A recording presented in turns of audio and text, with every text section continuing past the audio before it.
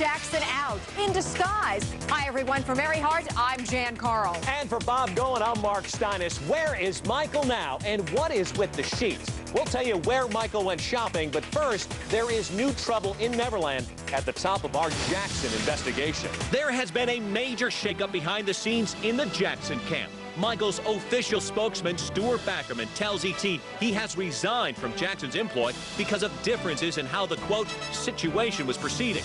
His resignation comes despite reports that Jackson's attorney, Mark Arraignment, says he fired Backerman for disobeying his order not to talk to the press during Jackson's December 20th party at Neverland. And there is a report that Michael's main business partners, including German businessman Dieter Weissner, has not been able to contact him for 2 weeks. Today, the New York Times reports Jackson recently moved into a rented house in downtown Los Angeles. The paper also says the Nation of Islam has begun playing a significant role in Jackson's affairs and even played a part in arranging his interview on 60 Minutes. Mark Arraignment told the Times that a member of the Muslim group was present briefly during the interview, but today a spokesperson for the organization told ET they have no official business or professional relationship with Jackson. Also today, a newspaper report claims that child welfare officials have formally requested to examine Michael's children, a move he has resisted. Today, we called Child Welfare Services for Santa Barbara County, who told us they did not have a statement about the report at this time.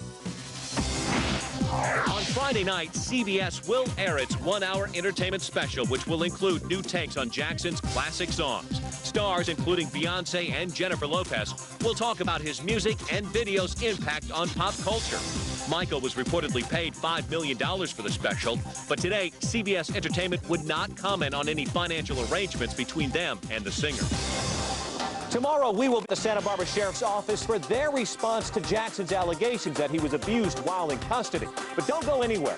Coming up later, the exclusive pictures of what Michael was doing after the 60 Minutes interview. It's the annual entertainment. Why does Michael Jackson have a sheet over his head? Only we have the exclusive shots of his shopping spree and how he tried to keep his identity a secret. So you think it's tough shopping the day after Christmas? Try it with a sheet over your head. This was how the king of pop hunted for bargains at a Beverly Hills Sharper Image outlet last Friday morning. A hooded Jackson entered the store with his face visible behind glasses and some facial hair. But once inside, the gloved one opted for a blue printed sheet, which he held down by a black cap. Among the people accompanying Michael, an unidentified companion whose face was also hidden. A man handled me very roughly. Jackson's shopping trip took place the morning after he sat down with 60 Minutes, where he made the controversial claim that officers dislocated his shoulder during the booking procedure.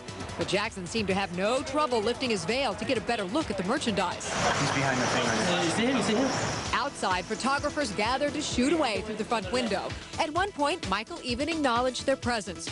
Behind the store, Jackson's trademark black SUV was guarded by Beverly Hills' finest. When it was time to leave, members of Michael's entourage held up umbrellas to cover his escape.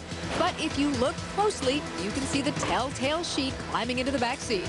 For more information, check out our ET website, powered by Yahoo Entertainment. Just goes to show you, when you're Michael Jackson, you can shop, but you can't hide.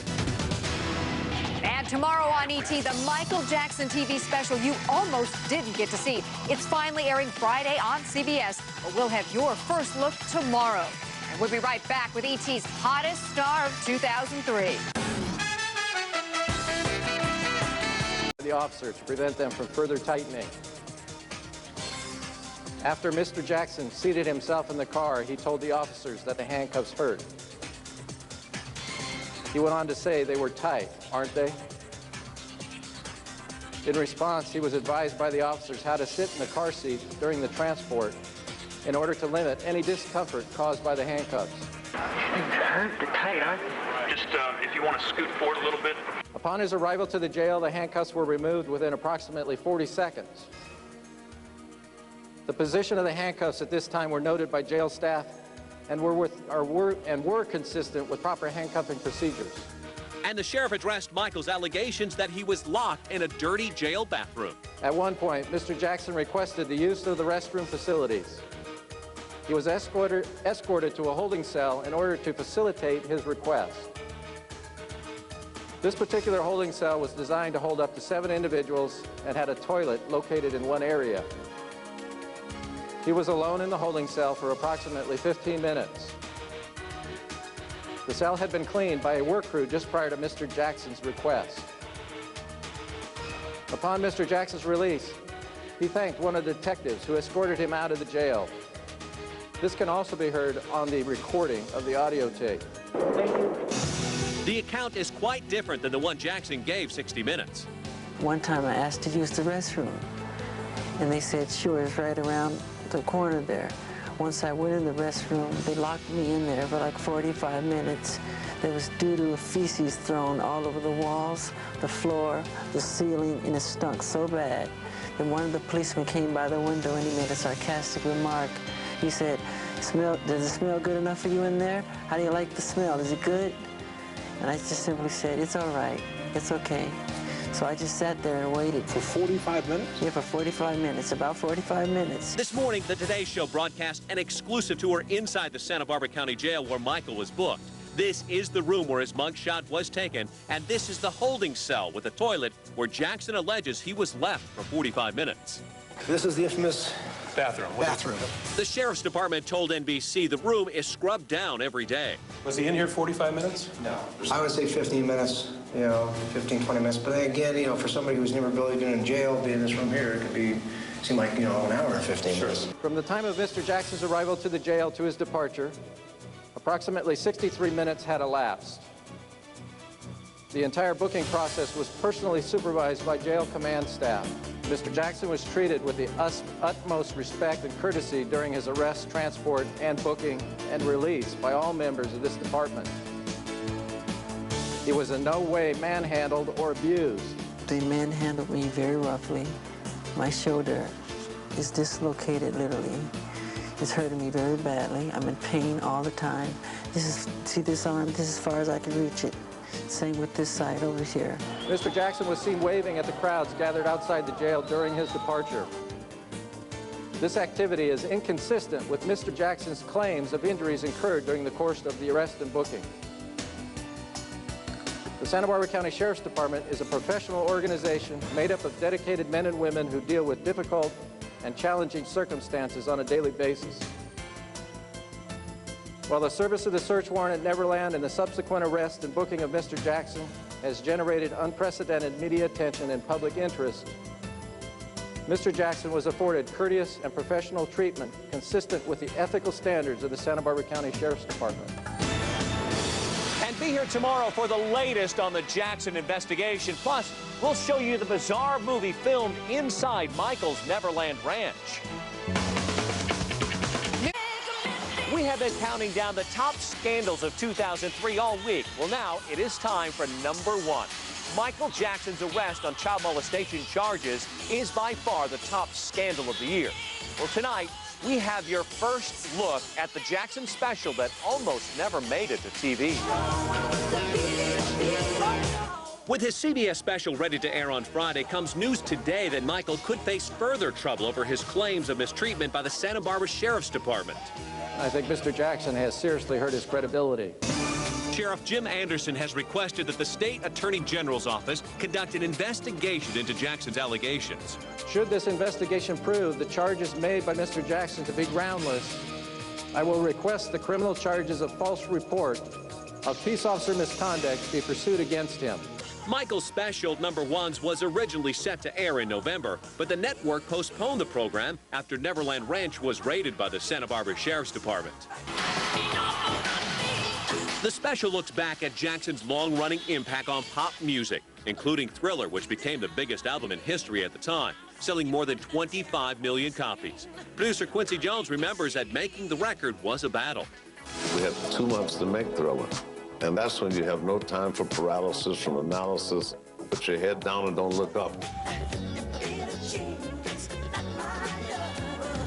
I mean, the sound was just crunched together. It was absolutely awful, unreleasable. And we decided to take 2 days to sleep and come back in and mix 1 tune a day and put that baby right in the pocket. And that's exactly what happened, and that's what you hear on the record.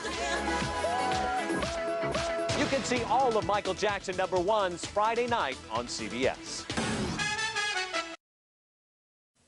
People who perhaps the sheriff doesn't want to make public at this particular point. But when one looks at the footage of the jail area and the booking area and the area where Michael Jackson went to use the toilet, it's clear that there were video cameras pointed directly toward the entrance to that cell.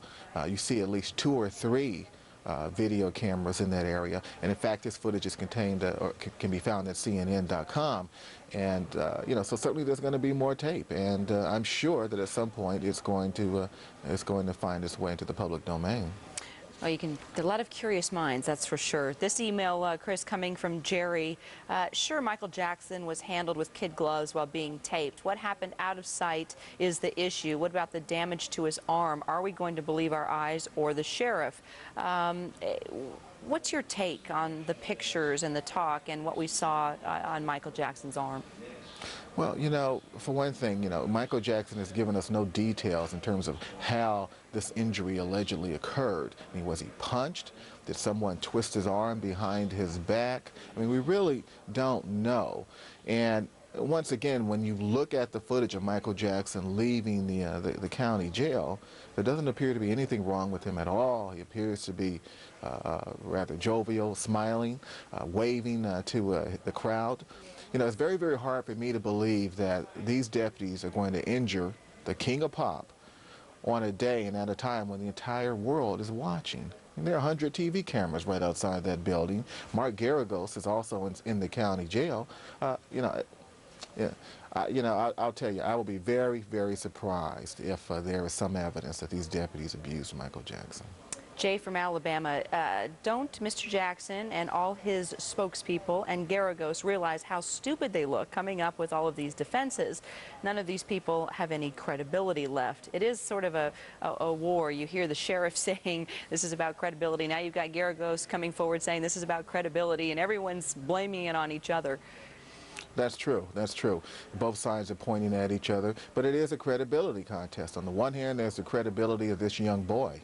And the defense has done very well in terms of really, really challenging that young man's or that boy's credibility. And now Michael Jackson makes these allegations. If these allegations are proven to be false, then what about his credibility? And what does it mean? What should we draw when we hear him say, "I didn't molest this boy"? If he lied about this, being abused by the deputies, arguably he'd also lie about molesting this boy. JC in California, Chris says Michael Jackson is displaying the classic symptoms of a pathological liar.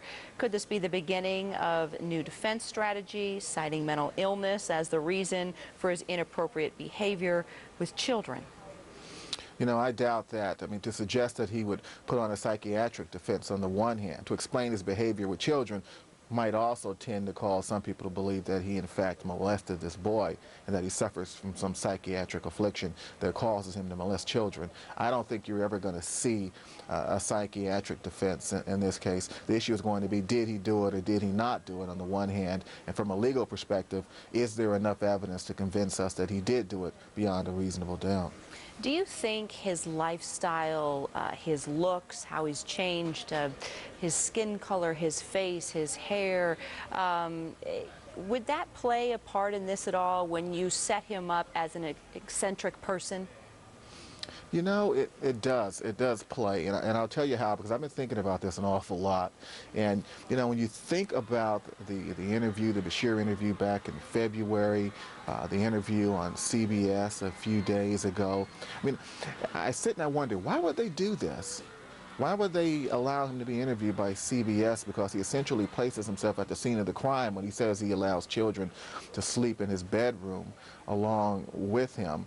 And I guess in some sense the defense is trying to establish a double standard in terms of how adults react with children. Most of us would not sleep in a bed with a child not our own, but Michael Jackson, because he is eccentric, would. A different standard of conduct, a different standard of behavior. And I think they want us, the defense wants us to judge Michael Jackson by Michael Jackson's standard of behavior, well, conduct.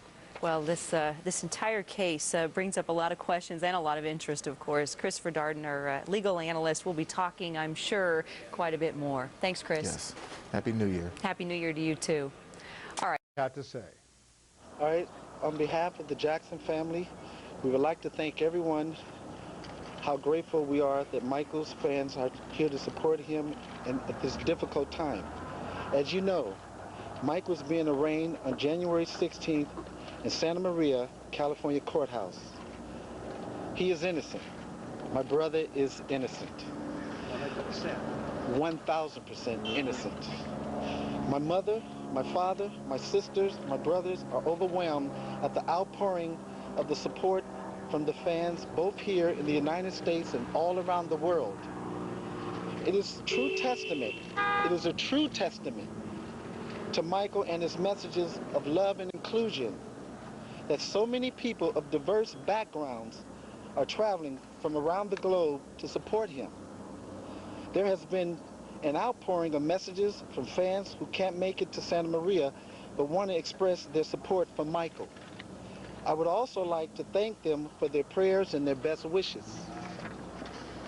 We love you. We know you love Michael. Los Angeles, Jermaine Jackson, the brother of Michael Jackson, the pop star, speaking out, trying to generate some support for his embattled brother. Our deepest gratitude. Thank you for coming, and thank you once again, the fans, who are deeply honored. Thank you very much. That's all I got to say. Right now, can you just comment as to what the family is going through? All right. Where the police officers here in Santa Barbara County are standing, and where security forces from the Nation of Islam are also standing. The chant has begun among his fans, Michael, Michael. They're holding up signs, and they all expect that he will come out of this vehicle right now. The news media with cameras in hand are now rushing towards the car. Police are trying to keep people away. I actually see a police dog being heeled by a police officer right now, is trying to keep the people away from the car as Michael Jackson comes out. Darren, you may be able to see better than I do. Is that the King of Pop? He might be. Well, actually, I don't actually see him. Yeah, we see his brother. We see his two attorneys. We see his mother. We'd seen his father arrive earlier. There's Braffman, the attorney he just hired from New York City, who had successfully right. We saw P. Diddy, and Sean P. Diddy Combs, and Mark Garagos, you see as well. I was just going to say that. We do recognize Mark Garagos coming out. So it does not appear that Michael Jackson, as a matter of fact, we know now that Michael Jackson has not come out of that vehicle, so we don't know when he'll be here. The fact is, if he doesn't arrive in 3 minutes, he will be late. But the folks here did expect that was Michael Jackson coming out right now. The fact is, Darren, this hearing is only supposed to last 5 minutes, this arraignment. His mother is just arriving right now. Father arrived, as you said, about 15 minutes ago. For this hearing, an arraignment typically lasts 5 or 10 minutes. You issue a plea, which in this case we expect will be not guilty. The judge then says, okay, we want to set a date for a preliminary hearing. He may set that date. The purpose of the preliminary hearing in the state of California is for the prosecution to offer enough evidence for the judge to decide that this case should go to trial. So it's the next hearing, which would be the much more important one. This is just a formality where you start the legal ball rolling. Nevertheless, you see this scene out here, which really resembles Greenwich Village or Piccadilly Circus or Venice Beach in California, more than a very staid, quiet town of 80,000 people. Yeah, I think it's hard for people to appreciate who haven't been to Santa Maria. This is not, this is a very quiet town. Even though it is Santa Barbara County, it's very different from the city of Santa Barbara, which is about an hour south, and from the San Ynez Valley, where the Neverland Ranch is. I'm still wondering where Michael Jackson might be, and if he in fact is going to be late for this arraignment. Well, he will be late now, because even if he showed up now 2 minutes before it's scheduled to start, it'll take him several minutes to wander through the throng to get into the courthouse inside the building here. The fact is that once this all begins, we do not think cameras will be allowed in the court. There are 3 different items on the agenda that will be taken care of before this arraignment begins. The news media will ask the judge to reverse a decision he made to have cameras in the courtroom. It's unlikely, but it's something that news media attorneys, including an attorney working for CNN, will ask. Also, the judge will be asked if he will release documents in this case, the search warrant, evidence taken from the search of the Neverland Ranch to reporters. It's already been released to defense attorneys. Reporters are asking for that same First Amendment right. It's unlikely the judge will do that, but it will also be asked. Finally, one thing that will be discussed is whether there will be a gag order in this case. Prosecutors want there to be a gag order. They don't want defense attorneys talking about this case. The defense attorneys led by Mark Garagos say they don't want a gag order in this case. That's something the judge may also take up before they take the plea for Michael Jackson, who is now late for his own arraignment. Gary, you said it best when you're talking about the circus atmosphere and all the cameras. We put up a picture, and I think we can do it again, where you see the picture from KBC and you see these SUVs going down the freeway, or actually now on surface streets. The local affiliates there are covering and keeping an eye on a number of SUVs. We haven't confirmed that Michael Jackson might be in any of those. I think this is just the media covering its bases. You make a good point in that this is just supposed to be a 5-minute hearing. You have to wonder, in terms of the state, in terms of the family, the supporters, how long can this level of frenzy stay up? Well, it's most interesting to stand here and watch it. And it doesn't surprise us, though. We knew it would be a rather frenetic day here in front of the courthouse. We didn't know exactly how many people would be here. And the fact is, it's less people than I anticipated, because although we didn't necessarily think the Jackson supporters knew exactly how many people would be here when they said thousands, we did expect in the high hundreds. Right now it appears to be 250 and 300. But the atmosphere itself really does resemble a circus. And we talked about that before. It's not a word we like to use very much because it's very much a cliche, but you see barkers out here selling lunches and selling breakfast, selling newspapers, selling T-shirts, holding up balloons. We just saw a woman just 5 minutes ago walking her pet bird down the street. That's something you don't see every day. And now we see police cars who have stopped all the traffic in both directions at the street in front of the courthouse. So now, as I was talking about before, our concern about perhaps jaywalkers being hit by cars, that's not going to happen, at least at this moment, because the traffic has been shut down. The police officers and the police dogs stand in the street waiting for the arrival of Michael Jackson. All right, we're at the half hour, so let's bring our viewers up to date with where we are right now. Of course, you're live in Santa Maria, California. On the right hand of your screen, you see Michael Jackson's mother as she's getting checked out so that she can go into the courthouse.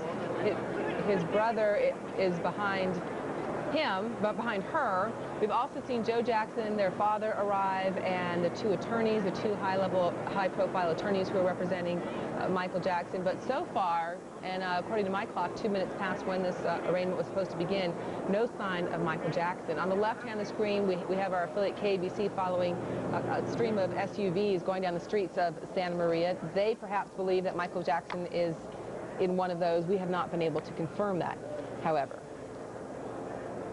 Gary, this is very similar to the day that Michael Jackson turned himself in, where airplanes were being shot by cameras. We weren't sure if Michael Jackson was in those airplanes.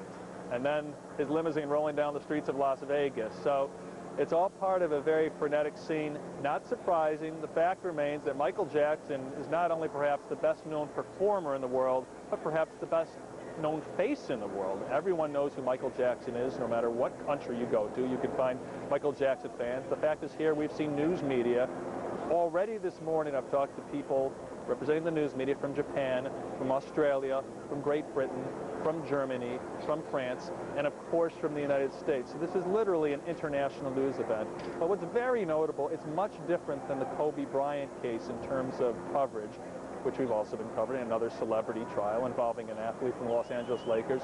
Yes, there have been lots of people outside that courthouse too, but it's nothing compared to the atmosphere we're seeing here right now in Santa Maria, California, 170 miles north of Los Angeles. Right now, another stretch limo is pulling up in front of the courthouse, and once again, the fans are running out to greet this limousine. We do believe this will likely be Michael Jackson because the police are now streaming through on their motorcycles, honking their horns, telling everyone to get out of the middle of the street. And it's quite a chaotic scene. You may be watching this going, what the heck is going on with this world today? All we can do is report to you what's going on. Very serious charges. Michael Jackson, 9 felony counts, 7 counts of molesting a child, 2 counts of supplying an intoxicating agent, we believe wine, we've been told, to that child.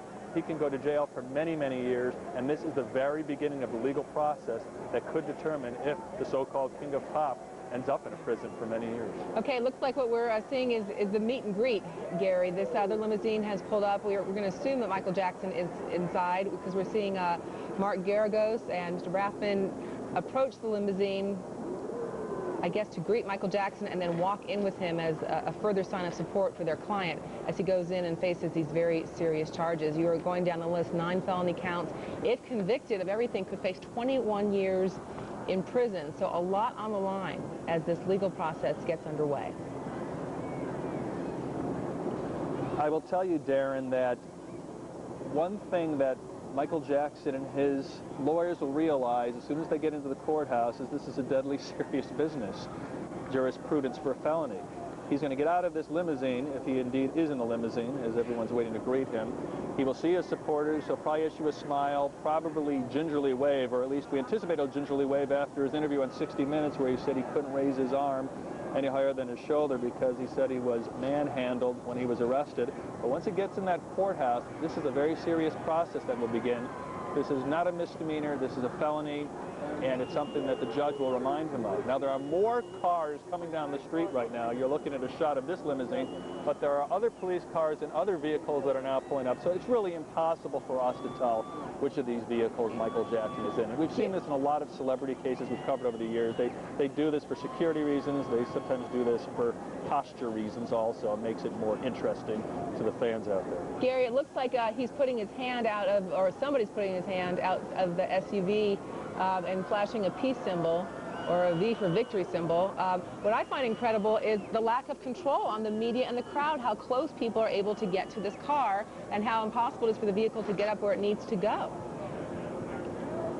I'm surprised about that too, Darren. We've been hearing a lot about how much security there will be, and there are a lot of police officers here, and we've now seen at least 20 members of the Nation of Islam providing security also. But the fact is that people are being allowed to get very close to these vehicles.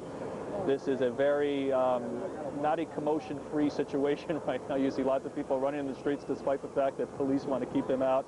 People are holding up their signs very high, and it's very interesting. Some of the signs we've seen: leave him alone, 1,000% innocent, lies run sprints, but the truth runs marathons. These are all quotes taken from Michael Jackson and his brother Jermaine Jackson, and they're being brought out like biblical verses, like mantras. And you see this on a lot of people's signs and the t-shirts that are being sold. But it is quite a chaotic scene. And obviously this arraignment, which was scheduled to start at 8:30 local time, 11:30 Eastern time, is not going to start on time. And it's anybody's guess how easy it will be for Michael Jackson, 45-year-old singing legend who's been performing since he's a child in the 1960s, starting with the group the Jackson 5 with 4 of his brothers, how long it will take him to get inside that courthouse once he gets out. Well, and it's also interesting to look at this taking place in Santa Maria, this quiet city in central California, in the northern part of the county. One of the things, well, we're seeing an umbrella go up, so perhaps that's to protect Michael Jackson's privacy, or perhaps he's concerned about the sun. We've seen him walk with this umbrella before, but I just want to make the point that one of the things that will be discussed is a possible change of venue at some point. Where do you take something like this? I can't imagine. Well, first things first, you're right. The umbrella, who knows why it's there. It's not raining outside. It's a beautiful sunny day here in California. So that could be Michael Jackson coming out, but we still don't know. And I do see the same picture as you now, Darren, so we can talk about the same thing. But as far as a change of venue, that's unlikely to be asked for. You're not going to get a jury pool that knows less about this case in other parts of the state of California, in other parts of the country, even, or other parts of the world. Everyone knows about this case. So that's not something. A judge wouldn't say, you know what, yeah, let's move it to Los Angeles because they'll know less about this. Everyone knows about this case. So that's likely not going to happen. What you have to ask for in legal cases, you can't expect a jury not to know facts about a case. But what they have to do during the voir dire or the questioning of potential jury members is say, can you be a fair juror? Can you listen to the evidence? Can you ignore what you've heard on the news or on the entertainment programs and do a good job? And that's what traditionally happens, because it's very hard. If you find a juror who knows nothing about a case, then that juror probably has a problem because they really aren't paying attention to what's going on in the world. So that would be pretty unrealistic. I think I'm hearing, is that a roar of the crowd? Because they indicate that Michael Jackson is actually getting out of this vehicle. Well, it's going to be interesting to see how he can even make it from the vehicle. Well, I guess when you pull the shot out a little bit, there is a little bit more of a path. But this still seems to be a very crammed, a little bit out of control situation, Gary. It may look more out of control than it is. People are not it's not a dangerous situation there, and the people are pretty crowded. I don't know what will happen once Michael Jackson comes up, but what they're cheering about is just about most anything. They still haven't seen Michael Jackson. They see Mark Garagos out there. They've seen Michael Jackson's parents, but they still haven't seen Michael Jackson himself. You were talking about this community, this town, Santa Maria's population 80,000. So it's not tiny, but it's a relatively small town in a county, Santa Barbara County, of 420,000 people. And Darren, I know you're from Santa Barbara County. You know it well. This is the northern portion of the county, the more rural portion of the county. And the case was moved to this part of the county because the Neverland Ranch is considered to be in northern Santa Barbara County. They have some of the trials in the city of Santa Barbara, which is in the southern portion of the county, other trials here in Santa Maria, the northern portion of the county. A lot of Michael Jackson supporters felt they would have rather had a trial in the city of Santa Barbara because it's a little more urban, a little more educated. They thought perhaps it'd be a more sympathetic jury. But this is where the prosecution says the case will be held in the city of Santa Maria. Well, and there's a history here because it wasn't that long ago that Michael Jackson was on the witness stand being sued and lost a multi-million-dollar judgment against him from a Santa Maria jury. Well, that's exactly right, but obviously this is a much different situation where he faces these felony counts. We should point out that inside this courtroom there are 120 seats. 60 seats have been made available for members of the news media. Gary, it looks like we're seeing him. He is definitely out of the car. He's underneath that umbrella. It looks like Michael Jackson wearing sunglasses and a suit and tie. Rather conservative dress for some of the things that we've seen him appear at different places in. And I think it's going to be hard for our viewers to tell, but he is definitely underneath that umbrella. Maybe perhaps a different look. You can see Mark Garagos, his attorney. Well, yeah, we do see him now. Yeah, there he is. It's not Mary Poppins, and it's not the Penguin from Batman. It does appear to be Michael Jackson with an umbrella for whatever reason, whether to cover his face or do whatever he wants to do. But Michael Jackson's been known to do unusual things before, and this is an unusual entrance to this courthouse for this arraignment. And instead of making his way right into the courthouse, it looks like he's taking time not only to acknowledge the fans, but to go over and shake some hands and thank these hundreds of people who have shown up from all over the world for their support. We should point out, however, it's an enthusiastic throng. This is more people in this courthouse has ever seen before. But the fact is, and what must be reported, is not the thousands that his supporters have kept saying over the last few weeks would show up for this arraignment today. All right, Gary, hold on. We have one of our legal analysts, Christopher Darden, of course, one of the prosecuting attorneys in the O.J. Simpson case, here to talk about what he sees with Michael Jackson and this scene outside the Santa Maria courthouse. Chris, good morning. Good morning. How are you? Are you able to watch these pictures with us as well? I cannot see the pictures that you're looking at right now, though I have seen some of the pictures this morning on CNN. And isn't it amazing? Well, it is, and let me just describe for you Michael Jackson showing up at the Santa Maria courthouse. He's wearing a suit, but not a tie. He appears to have some kind of medallion around his neck where the tie would go. He's wearing sunglasses. But for Michael Jackson, dressed rather conservatively, you have a huge scene outside the Santa Maria courthouse. And he's slowly making his way in for an arraignment that Chris was supposed to start about 15 minutes ago. Well, you know, it's not uncommon for defendants to show up in California around 8:30 and court cases not to be called until 9 or 9:15 a.m. in the morning. So he's right on time. But, you know, but what's really incredible, you know, is all of these people who traveled hundreds of miles to show their support for Michael Jackson, and they're sending a message to the prosecution. You can see that they're going to have to convince them beyond a reasonable doubt. No one knows better than you, Chris, what it is to be part of a high-profile case with so much media attention. What do you make out of the scene that we're seeing outside the Santa Maria courthouse today? Well, I can tell you that this court staff, this judge, and these prosecutors are about to enter a zone that they never, ever could have imagined. They're going to be scrutinized in every aspect of this case. And these people are there to offer that scrutiny, to make sure that everything that happens in the case is done properly. And, you know, if you're a potential Chris, hold on one second. I just want to jump in here so that we can talk about the pictures that we're seeing. We just saw Mark Garagos, one of the defense attorneys, go through the metal detector. Michael Jackson went through once. They sent him back. And now he's coming through yet again. And they're asking him to put his arms out so they can check him with the wand and turn around. And do the same too. Very interesting pictures. When his mother went through a little bit ago, they took her purse away. Apparently there's no purses allowed in the courthouse, in the courtroom for matters of security, and we're going to watch Michael Jackson then disappear behind one more door. A couple of motions, Chris, that will be coming up here before things get started, and that's a number of media organizations, including CNN, are trying to do things like they want to get a camera in the courtroom for the arraignment. Do you think that will happen? Well, that may very well happen. There's really no reason not to allow a camera in the courtroom during the arraignment. The court ought to grant that motion. Ought to, like you think they should, or you think they probably will? I think they probably should, and they probably will. Since it's only the arraignment, the bigger issue will come later in terms of whether or not to allow a camera into the courtroom during the trial or during the preliminary hearing in this case. And Chris, let me just jump in one more time because we're watching even more family members. This is Janet Jackson, Michael Jackson's famous sister.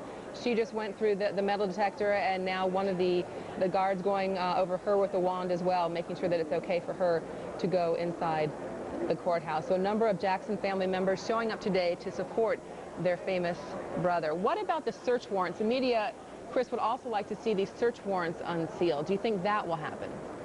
No, I don't think that will happen. You know, connected to the search warrant is a search warrant affidavit, which would describe all the facts and information known to police and the facts and information that justify the issuance of the warrant. Garagos has probably not even seen the affidavit to the search warrant, and in fact, one of the things that will happen this morning is that he will finally get copies of many of the police documents and investigative files. And I'm going to just jump in one more time here because we have a who's who. Actor Eddie Griffin also showing up to support Michael Jackson. The other issue before the court today, Chris, will be the gag order.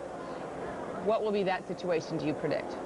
Well, I predict that the court will issue some kind of gag order in this case, and the court properly should. You know, however, you know, the prosecution is as guilty as the defense in terms of calling press conferences and disclosing other kinds of information to the public. But it is time for this to stop. If they're going to ensure that Michael Jackson gets a fair trial, if the prosecution is going to ensure that they get a fair trial. Time to put a gag on the lawyers. Yeah, spoken from a fellow lawyer. Meanwhile, from what I understand, once this all gets underway, this is going to last all of 5 minutes.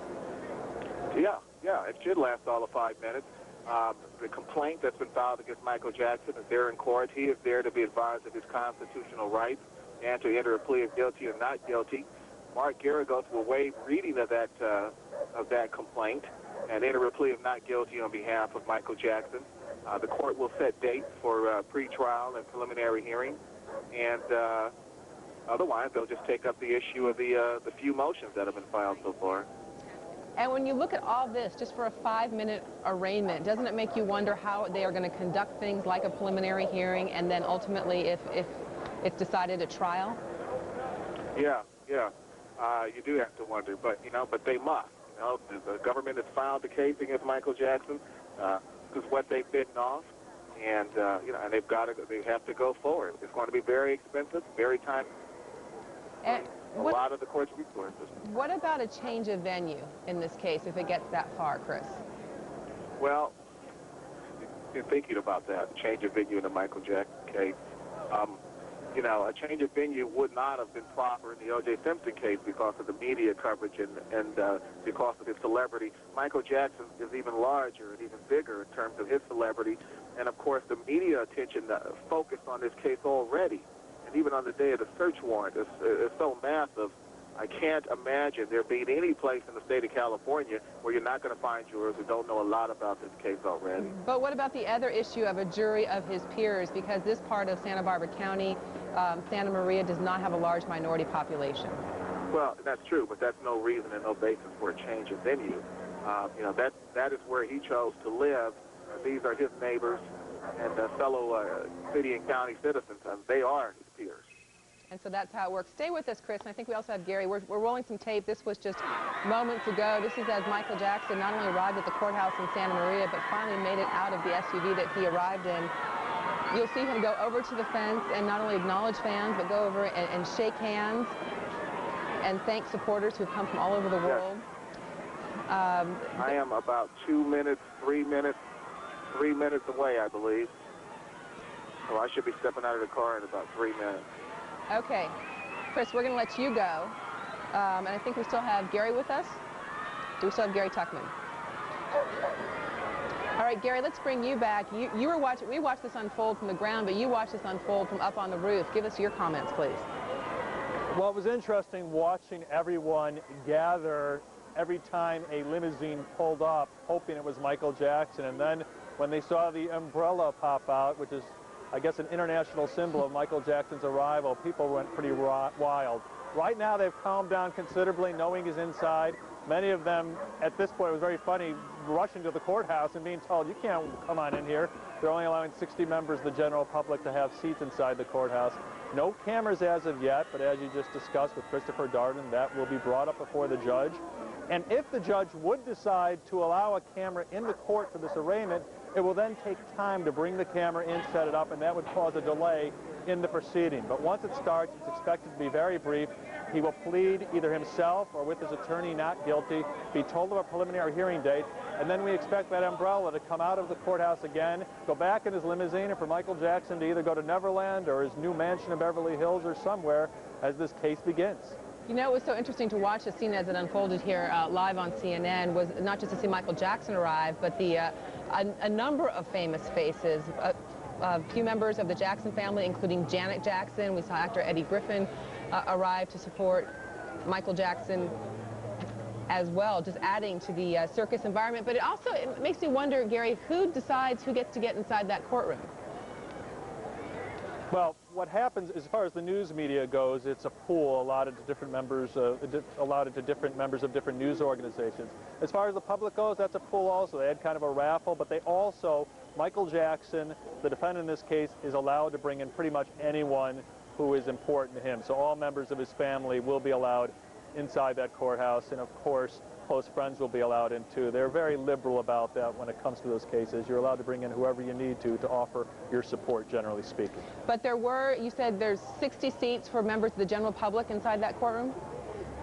That's what we've been told. Now, that number could decrease depending upon the entourage that has come to support Michael Jackson. And as you've seen, there's a pretty large entourage. But roughly 6 members of the general public have been allowed to go in to watch the proceedings. And how was it decided who gets to get those general public seats?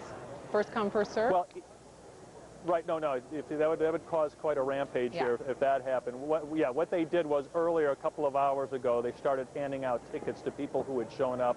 They also, we are told, handed out tickets earlier yesterday to people also. But as far as the exact criteria for picking members of the general public, we haven't been made privy to that. And while we've been focused on Michael Jackson, watching him and his entourage and his attorneys and his family and supporters arrive, there would be no reason for the victim or the alleged victim or any of his family members to be there today. No, the alleged victim and or his family members does not have to be there, although they could.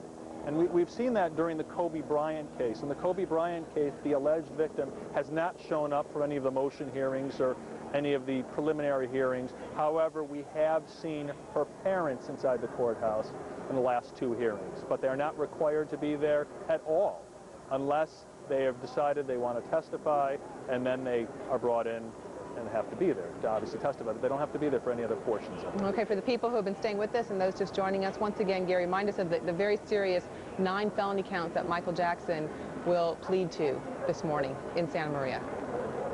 Right. This arraignment, where he'll issue his plea of not guilty, starts a process in which Michael Jackson will be tried on 7 counts of child molestation against a child under the age of 14 and 2 counts of supplying an intoxicating agent to that alleged victim. That intoxicating agent is said to be wine. They are all felony counts. They carry the possibility of 8 years for each count in prison.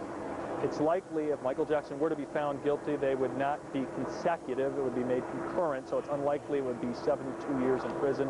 Nevertheless, if he's found guilty, it could be many years in prison, and it's highly unlikely that there would be probation offered in this case. Michael Jackson would likely, if found guilty, serve hard prison time in this case. But before they get to that point of even hearing if Michael Jackson enters the plea of not guilty, there's some matters that the media, a group of media organizations, including CNN, will be bringing before this judge. Let's go over those as well. Right. Well, the first matter is what we discussed before, allowing a camera in for this arraignment.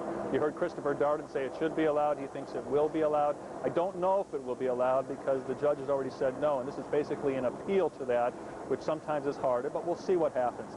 The other matter involves whether the search warrant records and the affidavits should be released. They were finally released the other day to the defense. Michael Jackson's attorneys didn't even get a chance to see what was taken from the Neverland Ranch. They now have that information. News media attorneys, including CNN's attorney, are asking for the right for us to be able to release that, contending that's our First Amendment right to do that. And the other issue involves the gag order in this case. The prosecution wants the judge to impose a gag order. He doesn't want attorneys on Michael Jackson's side discussing this case with the news media. Mark Arraignment, Michael Jackson's lead attorney right now, says there should not be a gag order in this case, and the judge is likely to take that up also. And we've been able to talk over much of the morning about the huge crowds that have gathered there in Santa Maria from all around the world. Presumably they're going to stick around because what's taking place in the courthouse shouldn't take that long. And they want to be there to greet Michael Jackson as he leaves the courthouse as well. It's fair to say, Darren, we haven't seen anyone leave just yet. Yes, they want to see Michael Jackson come out. They want to see if he talks to anybody. They came a long way in many cases. We have seen some people from other parts of the world who have come here, and they have no anticipation of coming here for a few minutes and leaving and doing any shopping in Santa Barbara County. They want to be here to be part of this event, and that's the fact what it is. It is like a carnival event. You hear the police dogs barking, the helicopters flying, the hawkers selling their wares, T-shirt salesmen selling T-shirts that say Michael Jackson is innocent, people dressed like Michael Jackson, people wearing T-shirts that say he's innocent, and people just lining the streets right now, waiting to see what happens, waiting to go to their various homes around the United States and the world and say, hey, I was there that day. You watched it on TV, but I was there in Santa Maria. Well, it's safe to say it's one of the biggest days ever to hit Santa Maria, California. Gary, we're going to let you go, but don't go far because our coverage will continue. Jermaine, a symbol of support, if you will, for their embattled brother. What do you make of that? Well, I think that's very, very important. Each of the members of the Jackson family are famous and celebrities in their own right. Janet Jackson is here this morning. She has been pretty much a no-show throughout the last 10 years when it came to issues of child molestation and some of the allegations made against Michael Jackson. And so I'm surprised to see her. We do have to switch gears here to California. Michael Jackson's arraignment now apparently completely over. He just left the courtroom and is on his way out of the courthouse. There comes the rest of at least portions of his entourage. He just left that door just a few moments ago. We have a couple of reporters on the scene to give us a sense of what's going on. Gary Tuckman's outside looking at the throng, and we've got an aerial shot here. Maybe we can take that helicopter shot from our friends at KABC to give you, oh, there we go. There's some of the Jackson family coming out, Jermaine and his mother, who were there to offer their support. Now, we were talking about that gag order. All right, this stuff just after moments ago. There you go. Michael Jackson leaving the courtroom. There you have it. And now we can go to our live aerial shot, potentially, and we will see, potentially, from the back door, he may be taking the back door exit, Michael Jackson leaving the courthouse. Of course, you can see from that shot briefly there that the crowd anticipating a front door exit there. We're tracking that. Gary Tuckman, I don't know if you can hear me. Just tell us what you can see. It's hard for us to get a sense of where things are happening right now. Well, we can tell you, Miles, that the 350, 400 people who are out here have no idea that this is over just yet. There's no indication of it. And they're our first barometer that Michael Jackson would be coming out the way he came in. Right now, the two limousines that brought Michael Jackson and his family members are sitting out in front, as they have been for the last 20 minutes. Traffic was stopped on this street outside this courthouse, a courthouse that has never seen this kind of commotion before. And we can't use the cliche and say they'll never see it again. It's very likely they will see it again, starting with February 13th, the next scheduled hearing date. Nevertheless, they've closed off the street because they had anticipated Michael Jackson would be coming out any minute.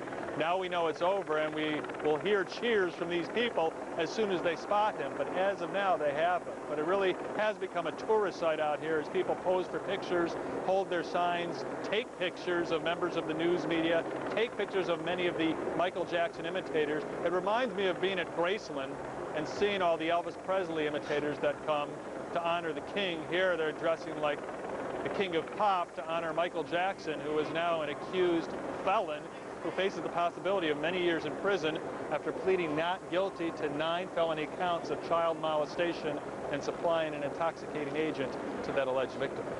It's a long way from the moonwalk to the perp walk.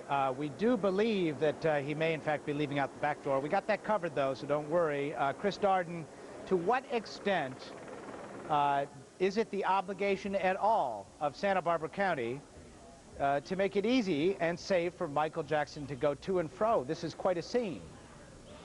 Well, you know, I'm not sure that they have any responsibility, quite frankly, but if they don't feel that they have a responsibility to Jackson's safety, certainly they have a responsibility to make sure that other citizens are safe.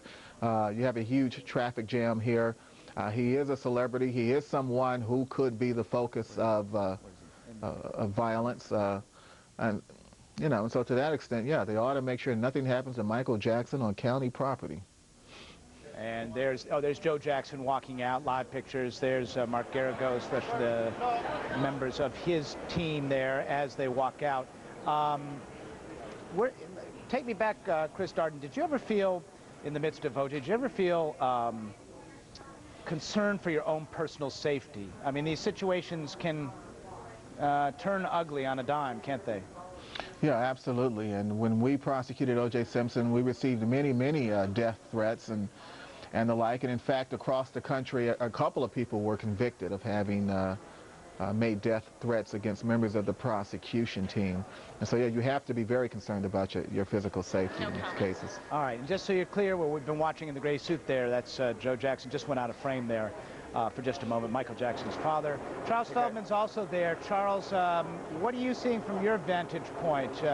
You're on a different side of the courthouse. There's the District Attorney Tom Sneddon up the steps. Go ahead, Charles. Yeah, well, Miles, I mean, we're, of course, in the front, and that's where all the fans are waiting. They're hoping to see Michael Jackson. After all, some of these people have been here all night hoping to catch a glimpse of Jackson. And if, in fact, he goes out the back door, I suspect that these fans are going to be extremely disappointed, although perhaps in a way to make up for it, that might be the reason why Michael Jackson's bodyguards handed out that invitation to his fans to go to this party or get-together later today at Neverland Ranch, perhaps realizing that Jackson himself had no plans of coming out the front way but going out the back, if in fact that's what he does. And I'm looking now at the front, and I see a little crowd gathering in the courtyard. It's hard for me to make out, Miles, exactly who those people are, but it certainly doesn't appear to be Michael Jackson, at least not yet, and perhaps the aerial shots that we have would be a better indication of where, in fact, Michael Jackson is. My colleague... I just want to interrupt real quick, Charles. What we're zooming in on now, to the courtesy of KABC, is the backside of the courthouse. And there appears to be a little bit of urgent activity there. We see some people running, cameras running toward, people running away, and I am willing to bet that that is indicative of just what we've been speculating. It's interesting you should point out that maybe the party invitation is meant as a substitute for a walk through the crowd afterward. Yeah, I would think that's a fair bet, Miles, because, you know, if there's one thing Michael Jackson is he's very cognizant of how his fans perceive him. And in this case, he's going to be played out in two different courtrooms, the court of law and the court of public opinion. And so it's very important for Michael Jackson to keep his fan base happy. And he's probably aware, after all, he's been a superstar for a long time now, that by not coming out the front, if in fact he doesn't come out the front, his fans are going to be extremely unhappy. So the invitation for them to come to a get-together at Neverland might be a way for Jackson to sort of make amends with them. Chris, now, go ahead. Yeah, I was going to say that I'd like to bring in my colleague, Miguel Marquez, who has been... For 2 hours. We all need to take care of nature, but in this case, it caused a huge disruption in the courtroom, and he said he will not stand for this at that point. The judge also did rule on a couple of things. The gag order that Mr. Sneddon, the district attorney, had proposed. The judge ruled that on Tuesday he will basically follow the outlines of Mr. Sneddon's proposed gag order, and he will include or entertain the possibility of what he calls a safe harbor provision in it, which would allow the attorneys, given some of the wild, wacky rumors that we know are possible during this thing, to address those sort of situations as they come up. The other thing the court ruled on. Go ahead. I'm sorry, I was doing some directing there. Go ahead, Miguel. I'm still listening to you. Oh, I see. The other thing the court was ruled on was the search warrant that is out there. Lawyers saying that there's 80 to 100 pages of the affidavit to this search warrant. And the affidavit is what the police officers and the sheriff's office uses to get the search warrant signed by the judge. It will most likely, and appears to contain lots of information about what is this case is all about. The judge saying he is not going to make those public and would leave till the 13th of February to discuss that matter further. But at this point, all the lawyers will discuss if that warrant can be made public. The judge made the point that even if he redacts that warrant, that it won't make any sense, and it'll only lead to more warrants, so he doesn't know exactly how to do it. Miguel, let me just for a second. Let me just hey, guys, give me 1 second here. I want to talk about some of the pictures you probably can't see. What we're seeing is Michael Jackson, along with his, there's his two lawyers, Messrs. Garagos and Brofman, and he is holding hands with his mother and his sister, Janet. They just went out of frame there, so I don't know. Given all these, the gag order, I suspect we're not going to hear from any of these. Miguel, do they have, is there anything they can say to us today without violating that order? Well, the order's not in effect yet. The judge talked about next Tuesday at 10 a.m. he would issue some sort of final order on that. It's not clear if the spirit of the order, though, would be enforced today, and whether these lawyers would at least not rile the judge any more than he already seemed to be, and as concerned as he was about the information getting out in this case. And they may, in fact, not make any comments today just because of the direction the court seems to be going in on this. The other thing I can tell you they discussed, go ahead. Well, and you make a point there about he was 20 minutes late, had to use the restroom. Presumably it was a nice clean restroom, given what happened last time he went to a restroom being booked. I imagine this judge must have been pretty angry by the end of this. You know, he was not angry. He started off with a bit of a joke. He said, boy, bad day to lose your voice. And he went on then to admonish Mr. Jackson, saying that you shouldn't be late for court again. There were points of that where he got upset, not upset, but he put down Mr. Brafman when he tried to speak. He put down Mr. Snedden when he tried to speak on a place where he wasn't allowed to. And the judge's very, very firm hand. By the end of the day, he was sort of joking about the restroom thing, but every little movement in that court, especially by Mr. Jackson, creates a ripple effect by everybody gathered there. So he didn't want that to be the norm for the rest of this proceeding. He is the trial judge. He is the person assigned to this case for all purposes, and he believes at this point that he will be the trial judge no matter where this thing is heard. Miles? Charles Feldman, you had something to add. Go ahead. Yeah, well, actually, you beat me to the punch a little bit before in looking at those pictures, but some of the camera people who are up on a higher plane than I am are saying that they can see what appears to be Michael Jackson sort of tucked into the corner there. So it may very well be, Miles, that he will come out the front after all, as opposed to the rear. And if he does that, of course, that will be, for his fans who are outside, quite a thrill, I'm sure.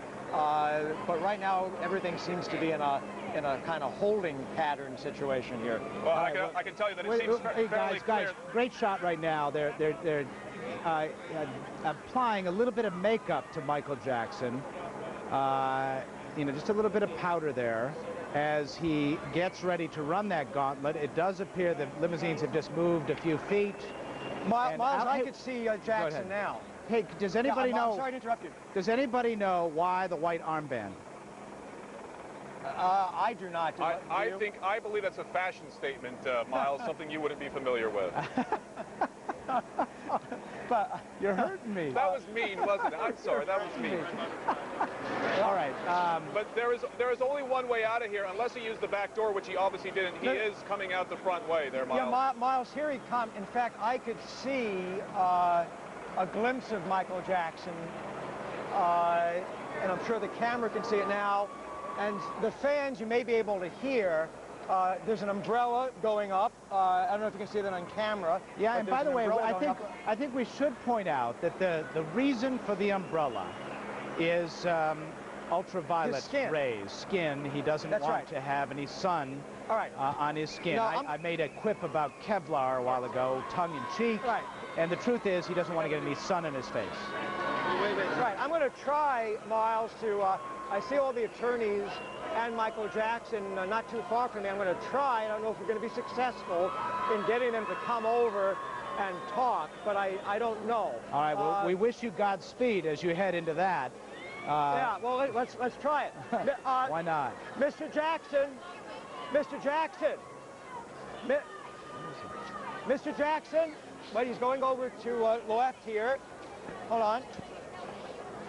Okay, if you take the KABC helicopter shot, Mr. Jackson, we can show you where, Mr. Jackson, where Mr. Jackson, how are you? Oh. Mr. Jackson, what was, well, we're trying.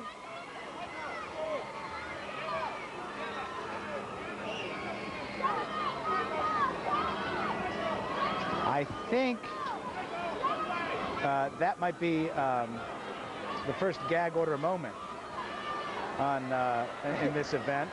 On he goes, coming out a little different way than he came in. I don't know the reason for that necessarily. Gary Tuckman, you're across the street there. Tell us what you can see. Miles, we're seeing a experience like a mini Ed Sullivan show when the Beatles were on in 1962. People screaming, jumping, trying to get a look at Michael Jackson as he comes out of the courthouse. We would have been surprised if he tried to go out the back door. These people have been waiting for hours in many cases. He may have converted many of these people to supporters of the prosecution if he didn't come out the front door. And now many of these people who wanted to be part of this event are glad they're part of it as Michael Jackson departs his arraignment. And he's up at the cyclone fence, waving to the crowd there and taking his time. You know, this group that's immediately around him, family, security, lawyers, he really comes with his own rather substantial entourage, doesn't he, Miguel Marquez? He does indeed, Miles. It's absolutely incredible the amount of individuals that he has with him. The Nation of Islam is certainly in very big numbers here today, as well as incredible numbers of the Santa Barbara County Sheriff's Office. They have bailiffs from down south in Santa Barbara up here in Santa Maria today, and they just have hundreds and hundreds of media of the press that they are concerned with. He, he came down this walkway, and it was obviously something that he chose to do to see the fans, and also he seemed to come toward the press at one point as though he was going to talk to somebody that he recognized here, but his lawyers, Brathman on his right side, Garagos on his left side, literally sort of jostled him toward the middle of this walkway that they have here, and he kept going down until he got to the fan side, and then he was able to sit there and wave to the fans and give them some respect, because they've been out here for several hours today waiting for him. Miles? Well, we got to give Charles Feldman credit for trying that. Charles, are you still in the loop with us? Yeah, I'm yes, still here. A little bit of a sore back, but I'm still here. Well, is there anything about your encounter? Did he say anything we couldn't pick up on the mic, or was there anything about it that you can relate to us? No, I was hoping, for a second it looked like he might venture over and say something, but he then sort of had this, his gaze fixed on the fans. Look, this is a guy who has been a superstar for years. He knows how to play a crowd, and as soon as he walked out and saw the hundreds of fans waiting patiently for him, I think his eyes were fixed right on that, and he zeroed in on his fans like a laser-guided missile, I mean, he just went right to the fence. He's still there. I'm sure we can see that on camera. There we go. He's still there under that umbrella, working the crowd. And these are people who, I talked to a young woman, Miles, earlier this morning, came all the way from Norway. Another one came from France. Another guy came not so far away from Fresno, California, but still, these are people who are clearly, to use the word fans is probably an understatement, they're Michael Jackson fanatics, and they went quite a ways to back up Michael Jackson. And Michael Jackson, when he walked out, was less interested in the press and much more interested in the fans. And just look at the amount of time. So Charles, you shouldn't take that personally. And at this moment, we should point out that we should welcome our viewers all around the world, as this moment you are seeing is being carried live on CNN International as well as CNN Domestic, which says a lot about the worldwide interest in this particular case. Chris Darden, we've been talking all day about parallels or not to O.J. In this sense, the sense that he is a global icon. This transcends O.J. Simpson, doesn't it? Oh, yeah, absolutely. And this may very well be the trial of the last 2 centuries, if in fact this case goes to trial. But you know, when you think of Michael Jackson's media savvy and the fact that he has been a celebrity for so many years, you just can't help but wonder why they've made the mistakes they've made in terms of holding this party at 11 a.m. or in just a couple of minutes here, Pacific time and the like. I mean, this thing is huge. It's big, and it is only going to get bigger. And wow, that puts it in some perspective there, doesn't it? You've got to wonder who has been pulling the strings thus far as we watch Michael Jackson get into that vehicle there. Oh, look at him, look at him. You talk about playing to the crowd here, folks. Well, look, he just everything. I wouldn't be surprised if we saw a moonwalk, Chris Darden. So we see it now? Just about. It doesn't get to be more of a circus than that, I don't think, does it? No.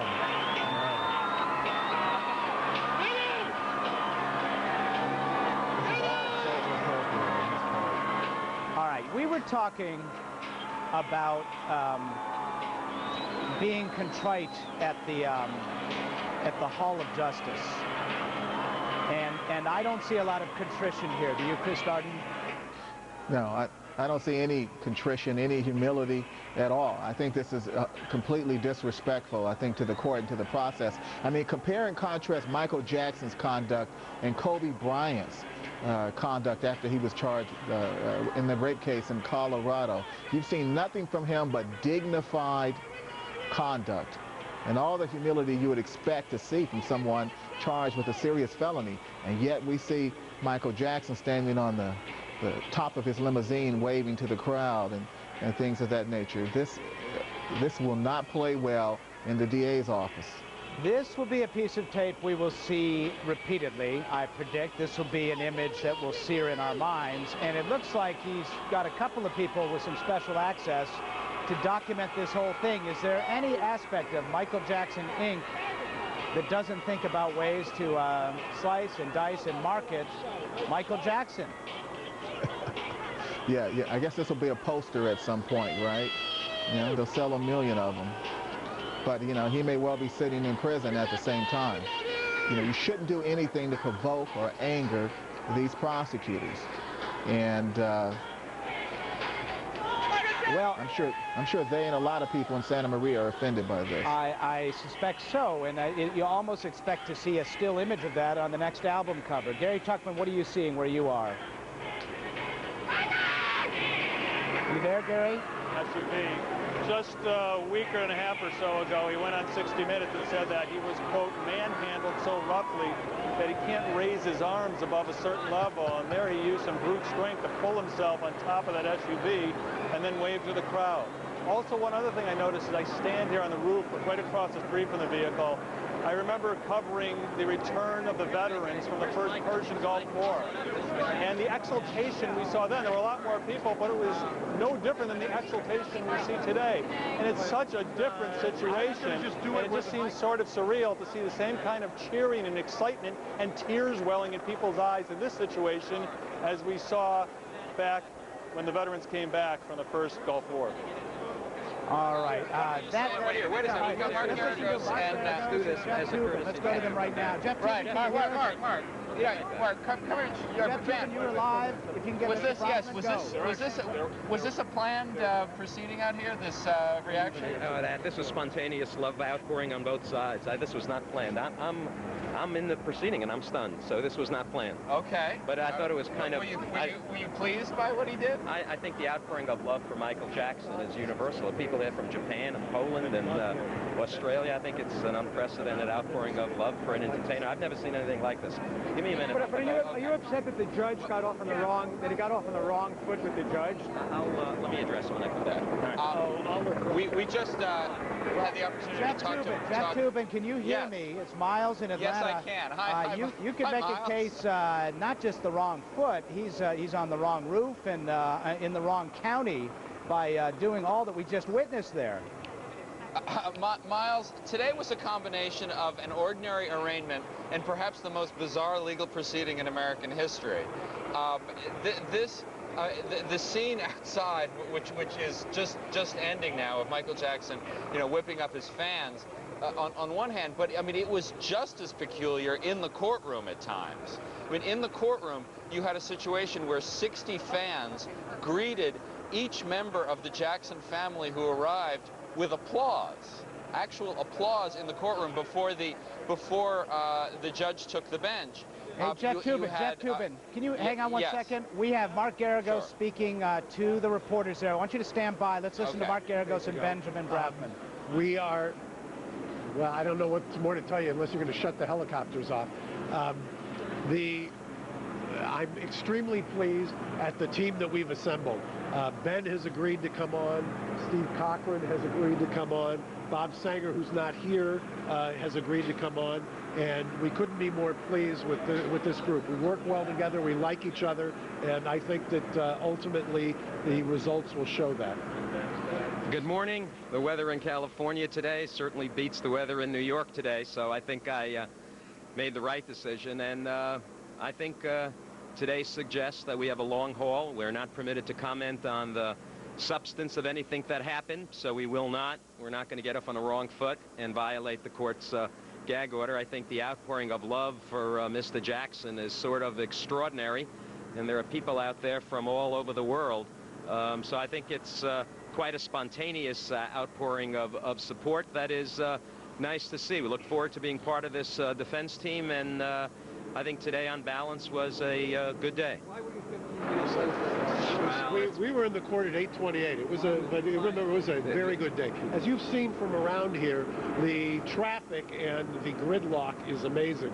I don't know, but my estimate is there's got to be at least 5,000 to 10,000 people that are in the surrounding area. To him, that his family showed up. I don't think you ever could have kept his family away. Can Mr. Jackson be on time as a teacher? Well, I think in fairness to Mr. Jackson, I think you have just seen that it takes about 20 minutes to make it 100 yards when you're in Mr. Jackson's company because of the large volume of people. We regret that he was late this morning. We will see to it that that does never happen again, and we apologize to the court for that inconvenience. But in fairness to Mr. Jackson, just getting around this town with the number of media, the number of fans, and the number of people in this mix, it's extraordinarily difficult for all of us to move. So we regret that he was late, and it will not happen again. Any idea how long it's going to get to trial with this matter? We haven't even set a prelim date.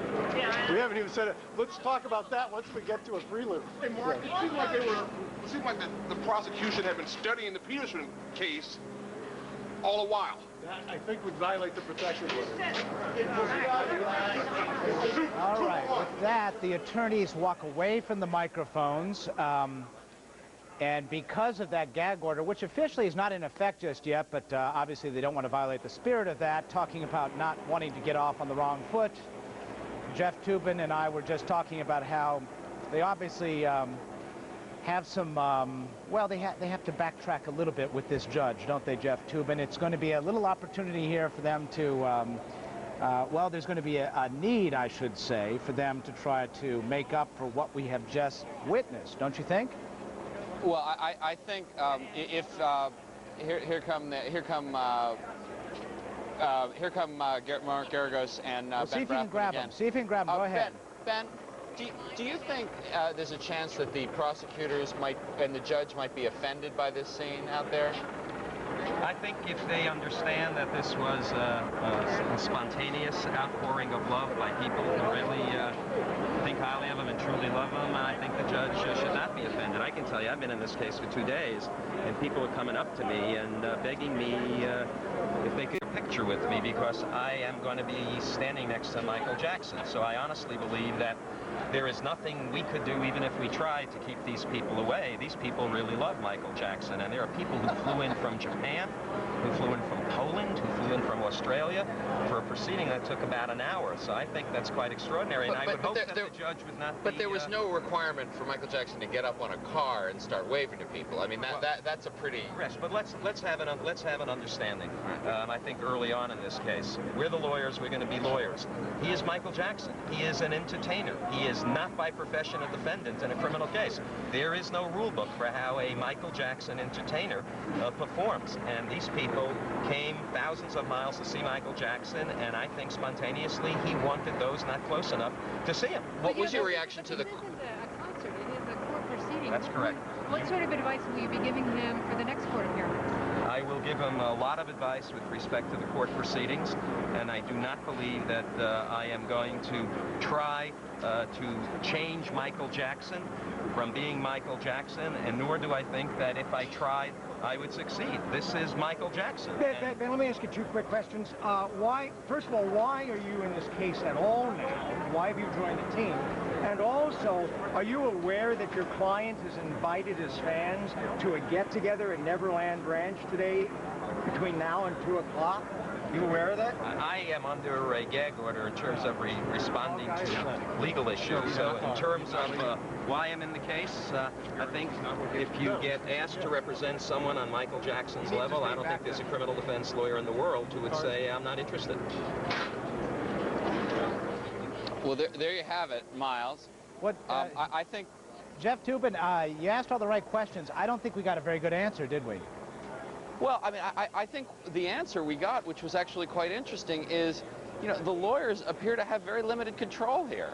Michael Jackson is a force of nature, a force of show business, you know, you know, perhaps one of the top dozen best-known people in the world, not America, and to a certain extent, he's going to do what he wants. I wouldn't be surprised if Mark Garagos and Ben Brafman had a heart-to-heart with him and said, look, okay, once maybe, but every time you come to court, you can't get up on your limousine and wave to thousands of fans. I mean, that simply is not going to be tolerated. Certainly, I mean, I don't know how well you could see it. I was behind. I mean, this was almost a dangerous situation where you had sheriff's deputies leaning against the fences just to try to keep there from being a collapse. I mean, that was the kind of pressure. I mean, it reminded me a little of those soccer stadiums in Europe where you've had people injured and killed.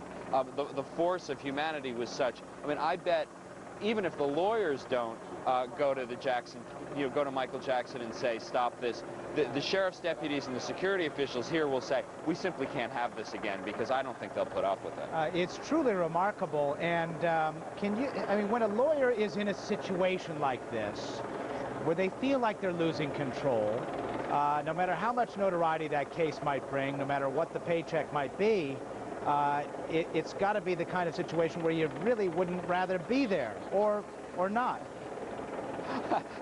From the looks of Ben Brafman, he looked like he wouldn't be anywhere else in the world today. I mean, I think they are. I think the appeal of the limelight, the appeal of the challenge, the appeal of a client who, it is worth remembering, appears to have quite a defensible case here. I mean, this is not a slam dunk victory for the prosecution, and I think there is going to be weirdness in this case. I think that is one of the most solid predictions I've ever made.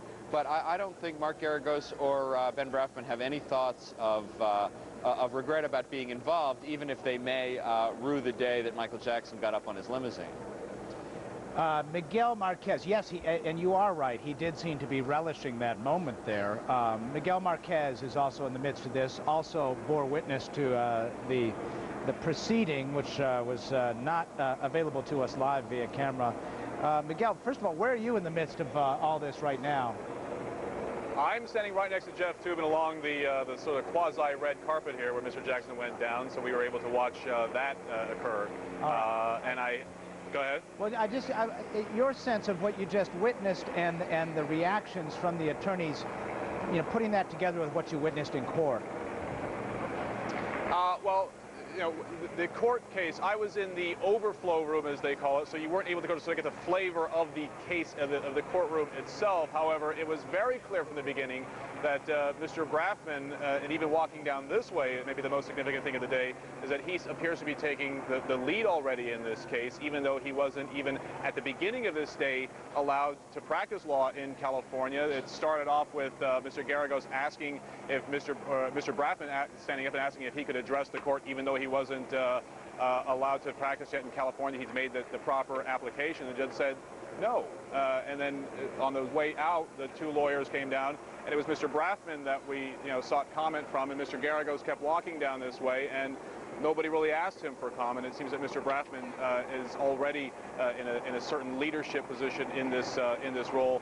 As far as the other issues in the case, I mean, the one thing that was interesting with Mr. Jackson is that the judge asked him if he wanted to waive his right to appear in the courtroom every time. Mr. Jackson said yes.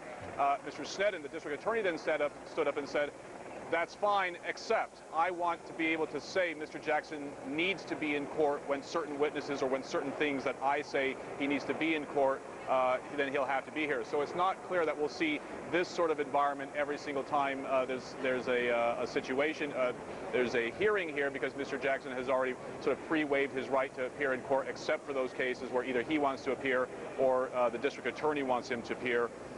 The other things that they just talked about in court were the search warrant. The judge will not release that. There'll be another hearing on the 13th where they will discuss that some more. But the judge thought it all but impossible to redact that search warrant in any way that would make it make any sense and that would keep it from just making more rumors out of this case in the way he would have to redact it, he said. On the gag order, he basically is going to take Mr. Sneddon's advice, use that gag order with probably a provision for a safe harbor in case wild rumors get out there. One interesting thing in the court, though, was that there was a discussion about 5 videotapes and a couple of cassette tapes that they're talking about entering into evidence.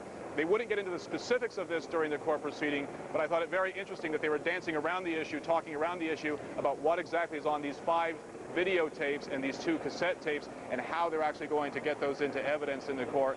That seemed to take up a lot of the court's time, which was something we weren't all too prepared for. All right, Miguel Marquez, the strange juxtaposition of you going through a careful recitation of the legalities while we watched this amazing scene of the Michael Jackson motorcade creeping down the street, gradually picking up a head of steam, but fans just pressing inwards, security people on the running boards, trying to maintain some, well, I don't know if they're maintaining decorum at all. They were passing things in and out to Michael Jackson.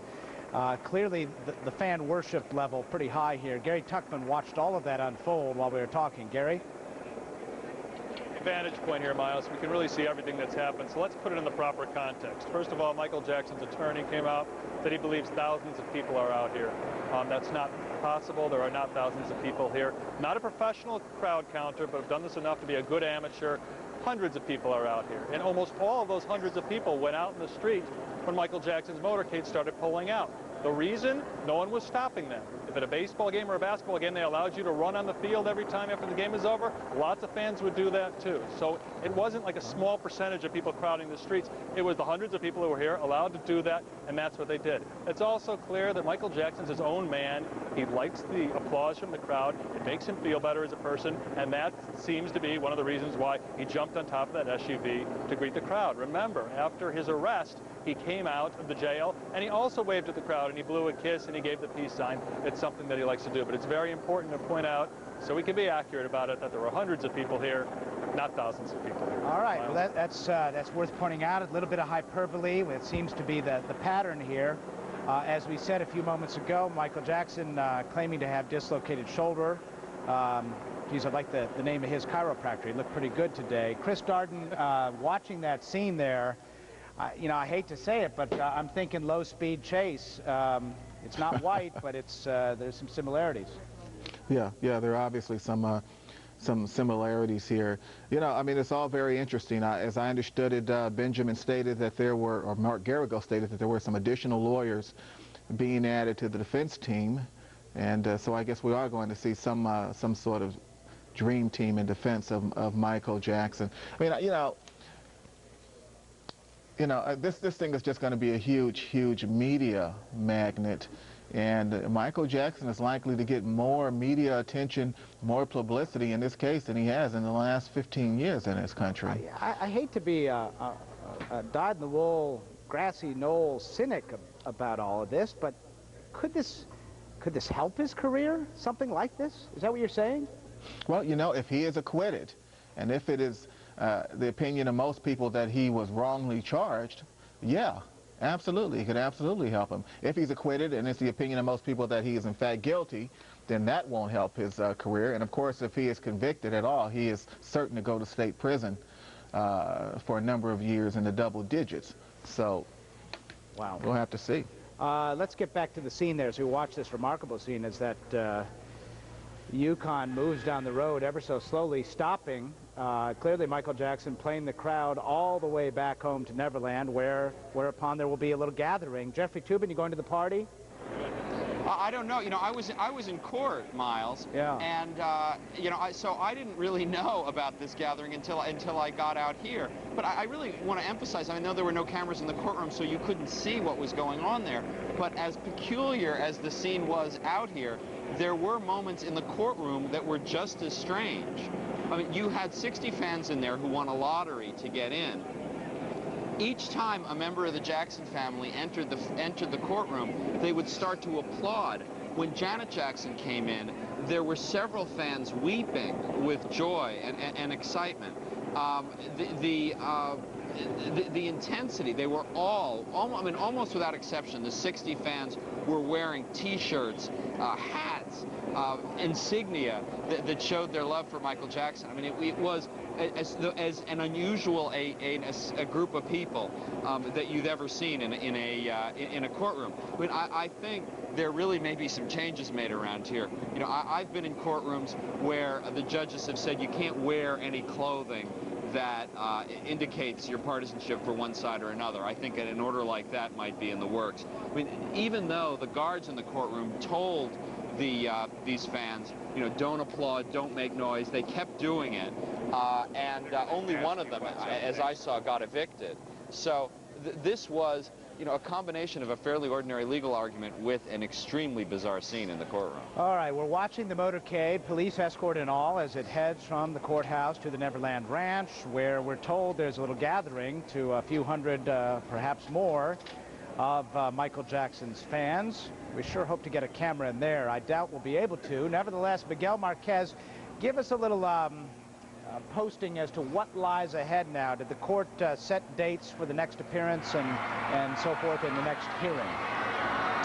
They did indeed, and Mr. Jackson and his lawyers, I understand, are going to Neverland today, probably do some sort of strategy session, and they're supposed to take off. That's in his immediate future. But beyond there, the 10th, this next Tuesday, excuse me, the judge indicated that he would issue his order in a brief form, not in a hearing, the gag order for this case, and he would take everyone's ideas into account to see how he's going to actually fashion that order. But it sounds like it's going to be a fairly strict order when it comes out on Tuesday. After that, the next court hearing would be the 13th, Friday, February 13th, which there was a bit of a joke in court. Garrigo saying that's maybe the worst day you could ever choose for him. He actually tried to get out of that date because he said that that was the possibility of his case in Stanislaus County with Scott Peterson being moved out of the county on that date, and asked this judge if he could maybe set that date back farther. The judge said, no, I really want to do it that day. It's a furlough day for the court, which means the court's not normally in session, so they allow all of this to occur on these hearing dates, especially for this. On that date, though, the only thing that will be decided, there will be a little bit more, but the main thing that will be decided is when his preliminary hearing will be. So we're setting a date to set a date, essentially, on the preliminary hearing. They're also going to hear matters pertaining to the search warrant, the affidavit, and the returns. And there's probably going to be some other issues that come up with regard to how evidence is going to be put into the lodged in this case with the court, because you can already see the shape of the two sides jockeying to protect their various sides as to how information gets into the court system and what that information is exactly. Miles? Miguel Marquez, Jeffrey Toobin, Gary Tuckman, Charles Feldman, thank you all for providing this coverage. We got a shot still of the SUV as it motors down the road away from the crowd now on its way to Neverland. We just, to recap for you, Michael Jackson today pleaded not guilty to 7 felony counts of child molestation, 2 counts of supplying an intoxicating agent to a child under the age of 14.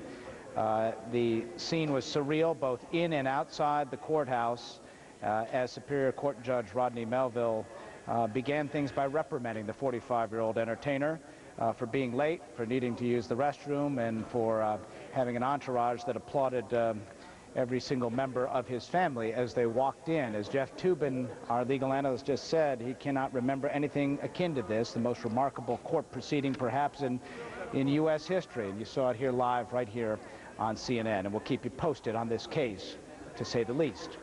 We're following some other developing news. CNN Sunday, Michael Jackson. He raised the bar for image makeovers. The truth behind the transformations. CNN Sunday, 7 Eastern. On demand. Call your travel agent or 1-800-BEACHES. Live pictures, the Jackson motorcade at the portal to the Neverland Ranch, surrounded once again by cameras. Surprise, surprise. Michael Jackson at the focus of those cameras, you see upper left of your screen there, one of the SUVs as they pull in, taking time to stop and I guess talk to some fans and be photographed.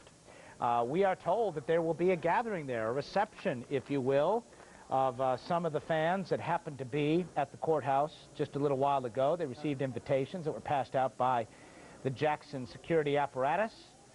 We're not sure how that is all going to play out or whether we're going to get a camera inside, but nevertheless, we will be keeping you posted, and we're going to hear from our legal analyst, Jeffrey Toobin, at the top of the hour to try to put all of this in perspective. If that is at all possible, Jeffrey Toobin can do it. Let's talk business now. Mary Snow joining us from a bitterly cold Wall Street today. Of course, it is. Just a moment ago, not much of a wind chill factor. The winds have been fair. What a scene outside the courthouse today as Michael Jackson arrived for his arraignment. Monday, we revealed a new toy that cost Jackson $500,000. But right now, an extra sneak peek, it's 24-star Alicia Cuthbert in The Girl Next Door. Look for this one in March. I'm Dana Devin. We'll see you next time on Extra. As she choppers in to be by her brother's side, and how the insider got an invitation to Michael's private lunch at Neverland. The inside story as E.T. rides the bus with Michael's fans and the secret agreement they were all asked to sign. What Will Smith had to say, and which movie star showed up in court, and who is the new super lawyer on Jackson's team who was told by the judge to keep his mouth shut. Entertainment tonight with the inside information and getting the answers you won't get anywhere else. Tell us what you want to say to your fans. I love my fans. Didn't do it. Hello, everybody. I'm Mary Hart, and we're going to get right to it. Michael Jackson's arraignment on child molestation charges was a spectacle. Bob Goen is in Santa Maria, and Bob, it was riveting. Mary, what a way to start a trial. Hundreds of screaming fans, an army of bodyguards, and it was pandemonium as Michael stepped out onto the courthouse sidewalk at 8:41 a.m., 11 minutes late. He immediately went over to greet the fans who were behind fences lining the walkway. Though much had been made about extraordinary security measures, Michael was mobbed and there seemed to be little crowd control. Although cameras were covering Michael from every angle, he had his own personal camera crew walking right in front of him, and the star himself directed the action. At one point, in fact, Michael could be seen mouthing the words, "Stay on me." With his eyes hidden behind his trademark aviator sunglasses and protected from the sun by a black umbrella, Michael took his time making his way into the courthouse. Michael had to truly enjoy the adulation of his hundreds of fans as they surrounded his car, virtually blocking it from getting away. In the meantime, Jan Carl is at the front doors of the courthouse. Jan? Bob, between those fans, the helicopters, and the media, it was intense out here. But I managed to get a response from Michael to the question that must be weighing heavily on his mind. Michael, are you afraid you might lose your children? As he and his entourage of attorneys stopped just outside the courthouse doors, he shook hands with an officer from the Santa Barbara County Sheriff's Department. He was dressed in a dark suit with a white armband on his right arm. A gold crest was embroidered on his left breast pocket, and instead of a traditional tie, he wore a piece of jewelry around his neck that looked like a military medal. When Michael entered security, he looked confused and asked a news cameraman who he was shooting for. He was accompanied by attorneys Mark Garagos and Benjamin Brothman, who has just been added to Michael's defense team. After a few moments outside the courtroom door, Michael finally entered. He was now over 20 minutes late. Once inside, Judge Rodney S. Melville immediately scolded him for being tardy and for keeping the court waiting. He told the pop star, quote, "Mr. Jackson, you have started out on the wrong foot here. I want to advise you that I will not put up with that. It's an insult to the court." The judge's remarks were stern and to the point, and our legal correspondent, Marcia Clark, was in the courtroom, and she can tell us about Michael's reaction to the judge's admonition. Wow, Bob. I mean, wow. The judge came down like a ton of bricks on Michael Jackson, saying he got off the wrong foot with him, and he'd better never show up late to his courtroom. Court starts at 8:30, and that means that you get here before 8:30 to make sure you're here on time. Michael's father, Joe Jackson, was the first family member to arrive at the courthouse. Minutes later, Michael's mother, Catherine Jackson, wearing a royal blue suit, arrived with her sons Tito and Jermaine and Michael's lawyers. While Michael responded to fans when he made his way down the walkway, Catherine and her family seemed to have concerned looks on their faces.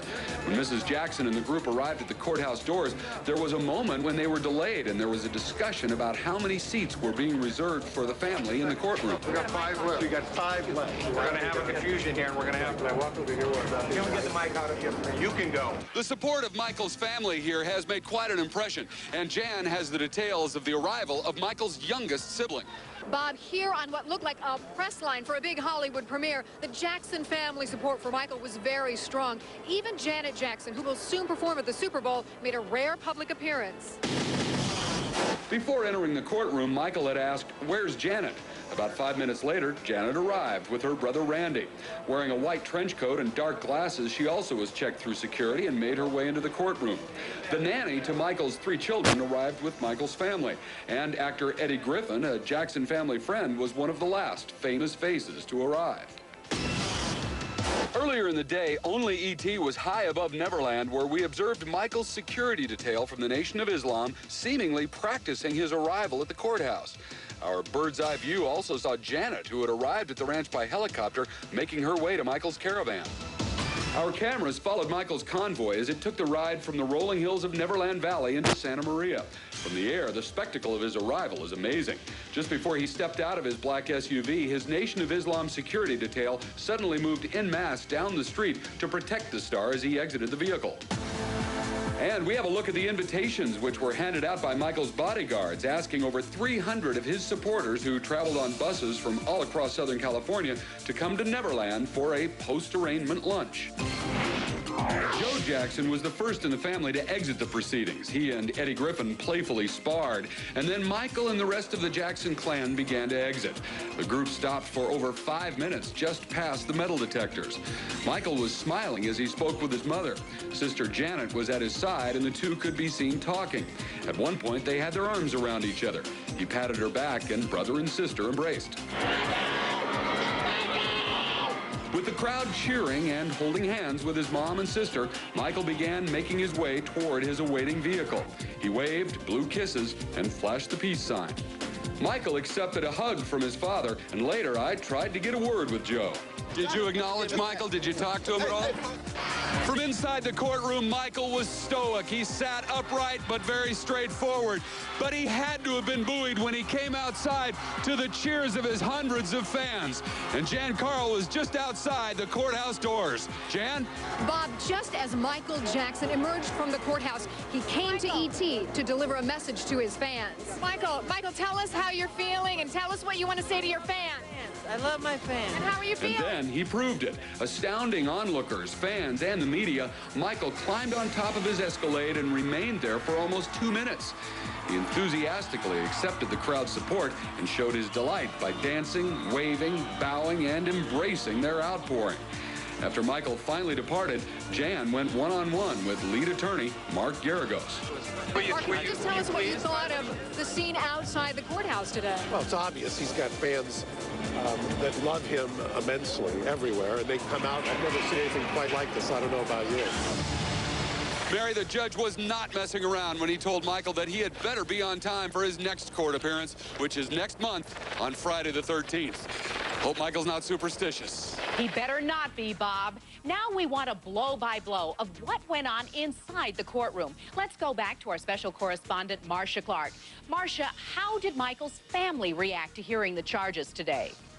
Well, Mary, Michael's family was really very stoic. They were very formally behaved, no visible reaction. Of course, they do know the charges, but everyone was very, very careful, well-behaved, very quiet, very proper in the manner in which they behaved in court. And I was seated just a few feet away from them, most notably from Janet Jackson, gave no expression and no reaction whatsoever to any of the proceedings. What exactly happened when Michael walked in? There were fans in the courtroom that started calling out to him, and a lot of excitement. Some were crying in the back of the courtroom. A lot of public sentiment shown even inside the courtroom, where the bailiffs were very, very stern about keeping quiet and sitting down and maintaining decorum. The fans just really couldn't. Michael came in, he greeted his family, touched his mother on the shoulder, said hello to his father, to Jermaine, who was seated next to the mother, and then went and made his way to counsel table, where he greeted his lawyers and sat down. You were sitting close to Michael, right? I was seated just a few yards away from Michael, yes. What was the look on Michael's face when the charges were read? Really no visible reaction, Mary. Michael was listening quietly to the charges, and the judge just kind of summarized the charges. He didn't read them in detail. He skimmed over them. Michael nodded that he understood them, and the judge asked him, will you now enter your plea? And Michael entered the plea of not guilty very quietly. The only time he really showed any emotion was during the time when the media lawyers were arguing that the search warrant should be unsealed. He looked at them and he smiled and he nodded vigorously, and that was about as excited as we could see Michael get in the courtroom today. Other than that, very quiet and behaved very formally, very appropriately. Marcia, thank you very much. Please don't go anywhere, because coming up next, we're going to tell you who was there to support the accuser.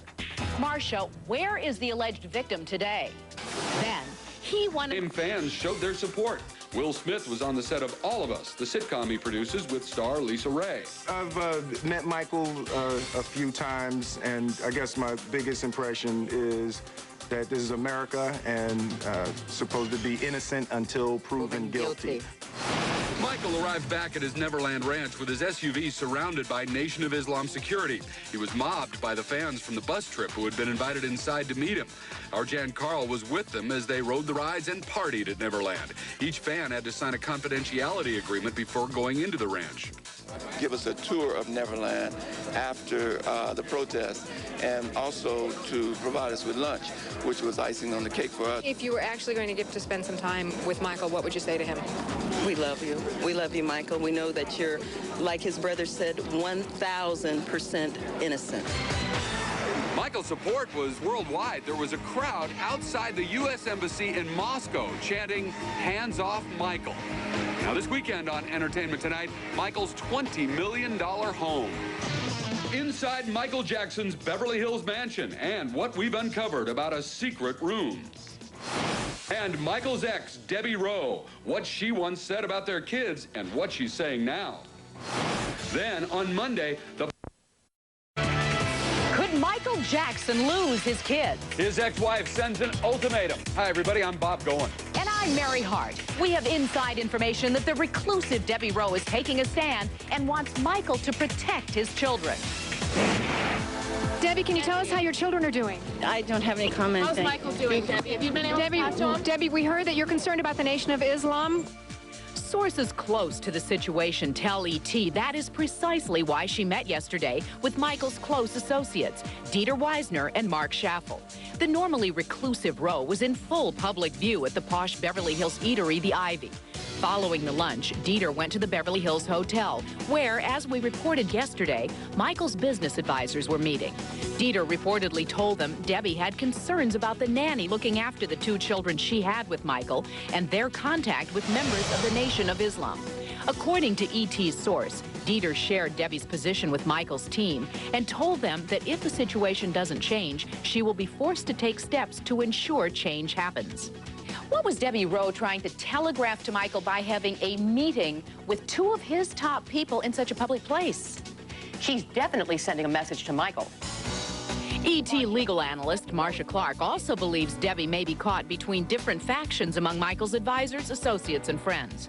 The ones who've been shoved out have real motive and real desire to make trouble for the people that are on the inner circle with Michael. Someone like Debbie is somebody that they could use as a pawn in their game to say, we can cause problems and we don't have to come out front to do it. So she's just the front man. And stay where you are, because coming up later, inside Jackson's team, just who are the power players and can they protect the superstar? Up next in The Insider, Michael Jackson's Brain Trust plans their next move. But is the Nation of Islam seeking control of the King of Pop's empire? It's unfair to ask me about the Nation of Islam in that way. Then, oh boy, here we go. New controversy swirls around the Jackson camp, with reports of turmoil in the ranks. Tonight, The Insider takes you behind closed doors with Michael's closest advisors. Is there a reason why you wanted us to see the type of business meeting it is? No, the reason is you all are here. Right, and you all are. The Insider did a little digging on Michael's power players. Charles Koppelman, who sat at one end of the conference table, is a music industry giant. Over the last 40 years, he has guided the careers of stars like Billy Joel, Barbra Streisand, and Wilson Phillips. And The Insider uncovered that in 1960, as a member of the Ivy 3, he wrote a tune called Yogi, based on the exploits of Yogi Bear. This is just a normal, regular business meeting that deals with the events and affairs of someone as diverse and exciting as Michael Jackson. I'm Al Malnick. Real estate developer Alvin Malnick, who was once allegedly linked to mob boss Meyer Lansky. He was thought by many to have delivered the $3 million bail for Jackson, although he denies it. A report claims Malnick and Koppelman recently made a $70 million payment for Michael on a $350 million loan the singer took out. Today, calls to Koppelman's office weren't returned by our deadline. Thank you. Leonard Muhammad sat at the other end of the table. He's the son-in-law and chief of staff to Nation of Islam founder Louis Farrakhan. Muhammad denies rumors that the group is seeking control of Jackson's empire. So it's unfair to ask me about the Nation of Islam in that way. Talk to me about me. Okay. But I'm not commenting today. Music attorney John Branca is said to have helped Michael buy the lucrative Beatles song catalog. The Insider has learned his other clients have included the Beach Boys and Aerosmith. For more Insider news on Jackson's team, click on to ET Online, powered by Yahoo Entertainment. Hi, if we can get a quick statement from you, Mr. Garagos. No, thank you. And Jackson's attorney, Mark Garagos, is also lead defense attorney in the ongoing Scott Peterson murder trial. Debbie Rowe has always stood by her ex-husband Michael, and now there's speculation she may be called to testify. If she is called to testify, it could be a very explosive witness for the prosecution. And you don't want to miss tomorrow's ET as The Insider opens the doors to Michael's new $20 million estate. 9 bedrooms, an indoor pool, even a bowling alley. We go inside Michael's Beverly Hills hideaway. Plus, more on what's ahead for his former wife. We have not heard the last from Debbie Rowe. That's tomorrow. Entertainment news program in the world. Michael Jackson's accuser. The rare home video of Michael and the cancer-stricken boy at Neverland. And only The Insider can take you behind closed doors at Michael's Beverly Hills hideaway. 9 bedrooms, 16 baths, a bowling alley and pool. And inside the courtroom that awaits his arrival. Get a load of Brad, Jen, and the bear. When Michael walks into that courtroom on Friday, it looks like he'll be surrounded by an army of fans. What we've learned from inside Michael's camp tops tonight's Jackson investigation. Today, pool footage was released of Michael's courtroom. Outside, there will be huge fan support. Jan Carl is at the Central Meeting Place in downtown L.A. Jan, the rally sounds really massive. How big will it be? Well, Mary, organizers are telling me they're getting up to 200 calls a day from people who want to join the caravan. Now, at 4 a.m. Friday morning, buses will be leaving from right here in front of the First AME Church in Los Angeles. Up to 1,000 supporters are expected in Santa Maria. Organizers hope to completely encircle the courthouse. Today, Jan met with Naji Ali, who is organizing the bus caravan. He says the Nation of Islam is not funding the rally, but that private donors are providing financial support for the transport of fans. How many buses will there be? I believe we have 8 buses total, leaving from Southern California and Las Vegas. And also to protest DA Tom Sneddon, because we feel he has a personal vendetta against Michael. Jan, what will the busloads of supporters be doing after the arraignment? Well, Mary, what we've learned is that shortly after the court proceedings, the buses will return home. But ET has also learned that a small group of rally organizers and supporters may go to Neverland for lunch, and that Michael may even attend. Thank you, Jan. Now we're going to Santa Maria, where Marcia Clark is standing by. Marcia, you're in front of the courtroom. What is happening up there right now? There is heightened security here. They're going to have more police officers, and there's going to even be parking spots allocated for the bomb squad. There will be no camera in the courtroom for the arraignment. What are the potential costs associated with this arraignment? The arraignment alone will cost over $75,000. That's according to a spokesperson in the Sheriff's Department. This weekend, VH1 will rebroadcast both the Martin Bashir special, Living with Michael Jackson, and the Singer's Own special, Michael Jackson, The Footage You Were Never Meant to See, which featured his home movies with a young cancer patient who is now his accuser, together at Neverland. The boy who had lost his hair from chemotherapy is seen riding on Michael's train. Alec Baldwin says he's been watching the Jackson case unfold, but is giving him the benefit of the doubt. Everything he does gets magnified and blown out of proportion. But if he's not guilty of a crime, then they ruin the reputation of a very talented guy. Today, Bob spoke to Court TV's Diane Diamond, who says Michael's trip to Santa Maria could be quite a spectacle. I would imagine that he would probably go up in a convoy, heavy security. Nation of Islam is going to surround him. We better get used to it. They are here to stay. And his typical mode of transportation is a big Suburban with heavily tinted windows.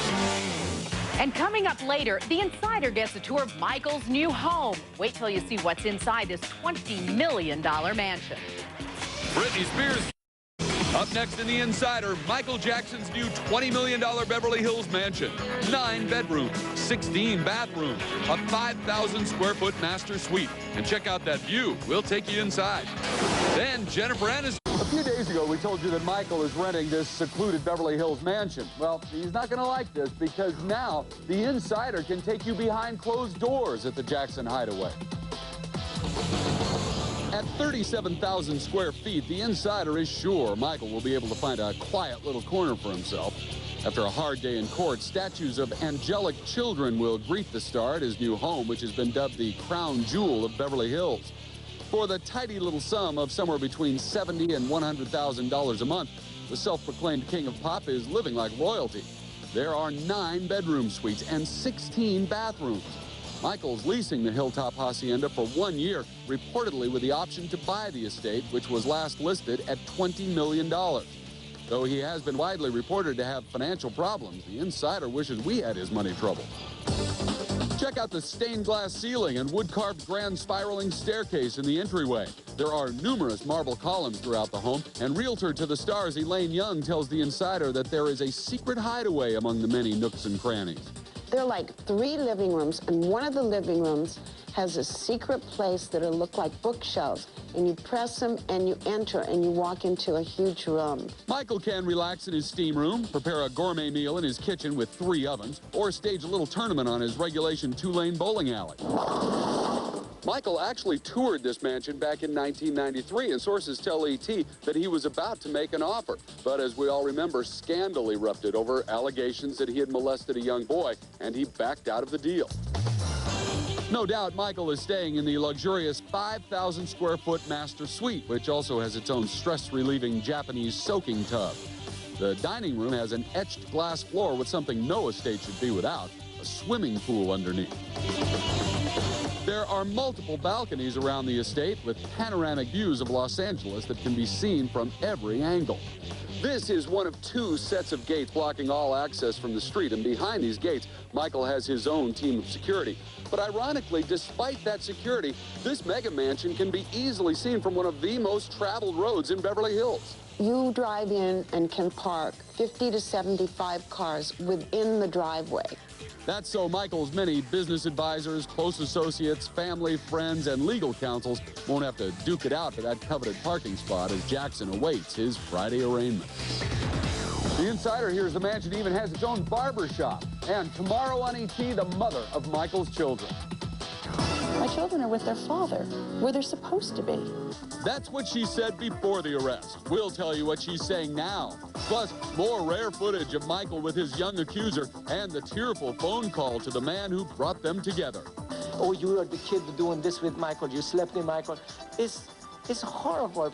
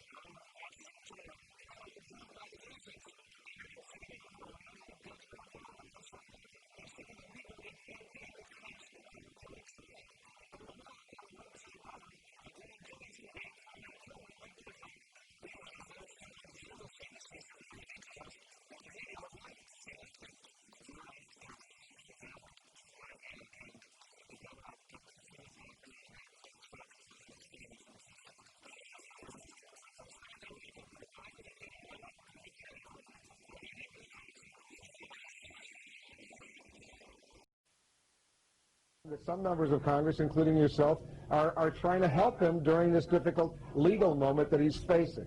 Well, you know, Washington is a town of rumors, and you can't dispel rumors and myths. But what I can say is that no one is taking lightly these charges. No one is condoning any of the actions that are alleged. But this is a people's house, and we have seen many people come into the United States Congress who have had a variety of legal problems. They've come for separate reasons. They've come to be helpful. They've come to testify. Mr. Jackson's legal problems will be addressed in a court of law, and we all know a legal premise in this country that you're innocent until proven guilty. It does not mean in any way that we don't respect the fact that these charges are present. But what we do want to have is an opportunity to do good. Mr. Jackson is able to provide some opportunity for awareness, be able to assist the Global Fund. You know, this administration promised $15 billion for HIV/AIDS and the fight against HIV/AIDS. It has not yet been fully funded. And so this is a serious issue. These ambassadors would not be present if it would not be serious, and we hope that he will make good on his efforts to raise money around the world. Congresswoman, is this a racial issue? I asked the question because you met yesterday with Congressman Shaka Fatah of Pennsylvania. He's meeting with you and some other members of the Congressional Black Caucus. Are there any white members who are meeting with him as well? Our meetings are open, and let me just say that Michael Jackson is known as the king of pop. Many of us grew up with the Jackson family and wholesome entertainment that they presented. There is no door closed to any member of Congress who may want to join us in this meeting on HIV/AIDS. In fact, the question of HIV/AIDS, tuberculosis, and malaria is an issue that has been embraced by many members of Congress, Republicans and Democrats alike. They all would be welcome to this meeting. Again, there's no way to cover up existing charges, so it's ludicrous to think that a meeting like this could do so. And certainly it is not exclusive to race, because Mr. Jackson's fans, if you will, or people who have grown up on his music, whether it is in the United States or around the world, are probably one of the most diverse audiences you have. The question here is to take up the challenge that Mr. Lewis, the UN envoy, has given to us, that we cannot hide any longer away from the fight on AIDS. We cannot hide from 3 million that are dying from AIDS and numbers of others, millions of others dying from tuberculosis and malaria. Mr. Jackson is willing to put himself forward, do something like We Are the World, bring in other entertainers, I would say that we need to take up this opportunity and begin the planning right now. And remind our viewers, what has Michael Jackson done to try to fight AIDS in Africa? Has he given money? Has he organized concerts? Has he been there? What exactly has he done? He has. First of all, this award will be given because Mr. Jackson was touted as the entertainer who has given the most amount of money to charity, upwards of $50 million. But in Africa in particular, he has provided resources for child immunization, hospitals and health clinics. He has been to South Africa. We would hope he would diversify his portfolio and visit some of the smaller countries. And we're very pleased with the diversity of countries that will be represented this afternoon with the Ambassador Corps: Uganda, Zambia, Mozambique, and many others who are devastated by the HIV virus. Let me also say that this is not something that has not hit the United States very hard. In the minority population in particular, we know that HIV/AIDS has been the #1 killer of women between 25 and 44, and we will also be discussing local opportunities in our local communities for his efforts, bringing in other entertainers to be helpful in awareness, which is the key, to make people aware of how they can protect themselves against HIV/AIDS. That's the first step against stopping the dying and stopping the disease. And then secondly, the resources that are needed for many of the nonprofits here in the United States, but certainly the efforts of nations in Africa. One final question, Congresswoman. Has there been much dissension, division within the Congressional Black Caucus on inviting Michael Jackson up to Congress? I have not seen and will not comment on any personal views that any member of this body may have, but we have not seen any acrimony in this. Members' schedules are very diverse. Members who have desired to be present have done so. The meetings have been very friendly and warm. We expect this one to be productive and working, and we hope when we conclude this meeting we'll have a statement to make about the opportunities in Africa, of course keeping in line Mr. Jackson's requirements in the court system in California. Again, someone, whoever it is, no matter who it is, what color they are, what business they're in, you're innocent in this country until proven guilty. On that note, I'll say thanks very much to Congresswoman Sheila Jackson Lee of Texas. Thanks very much for joining us. Thanks for having me. We'd like to have you back. Thank you.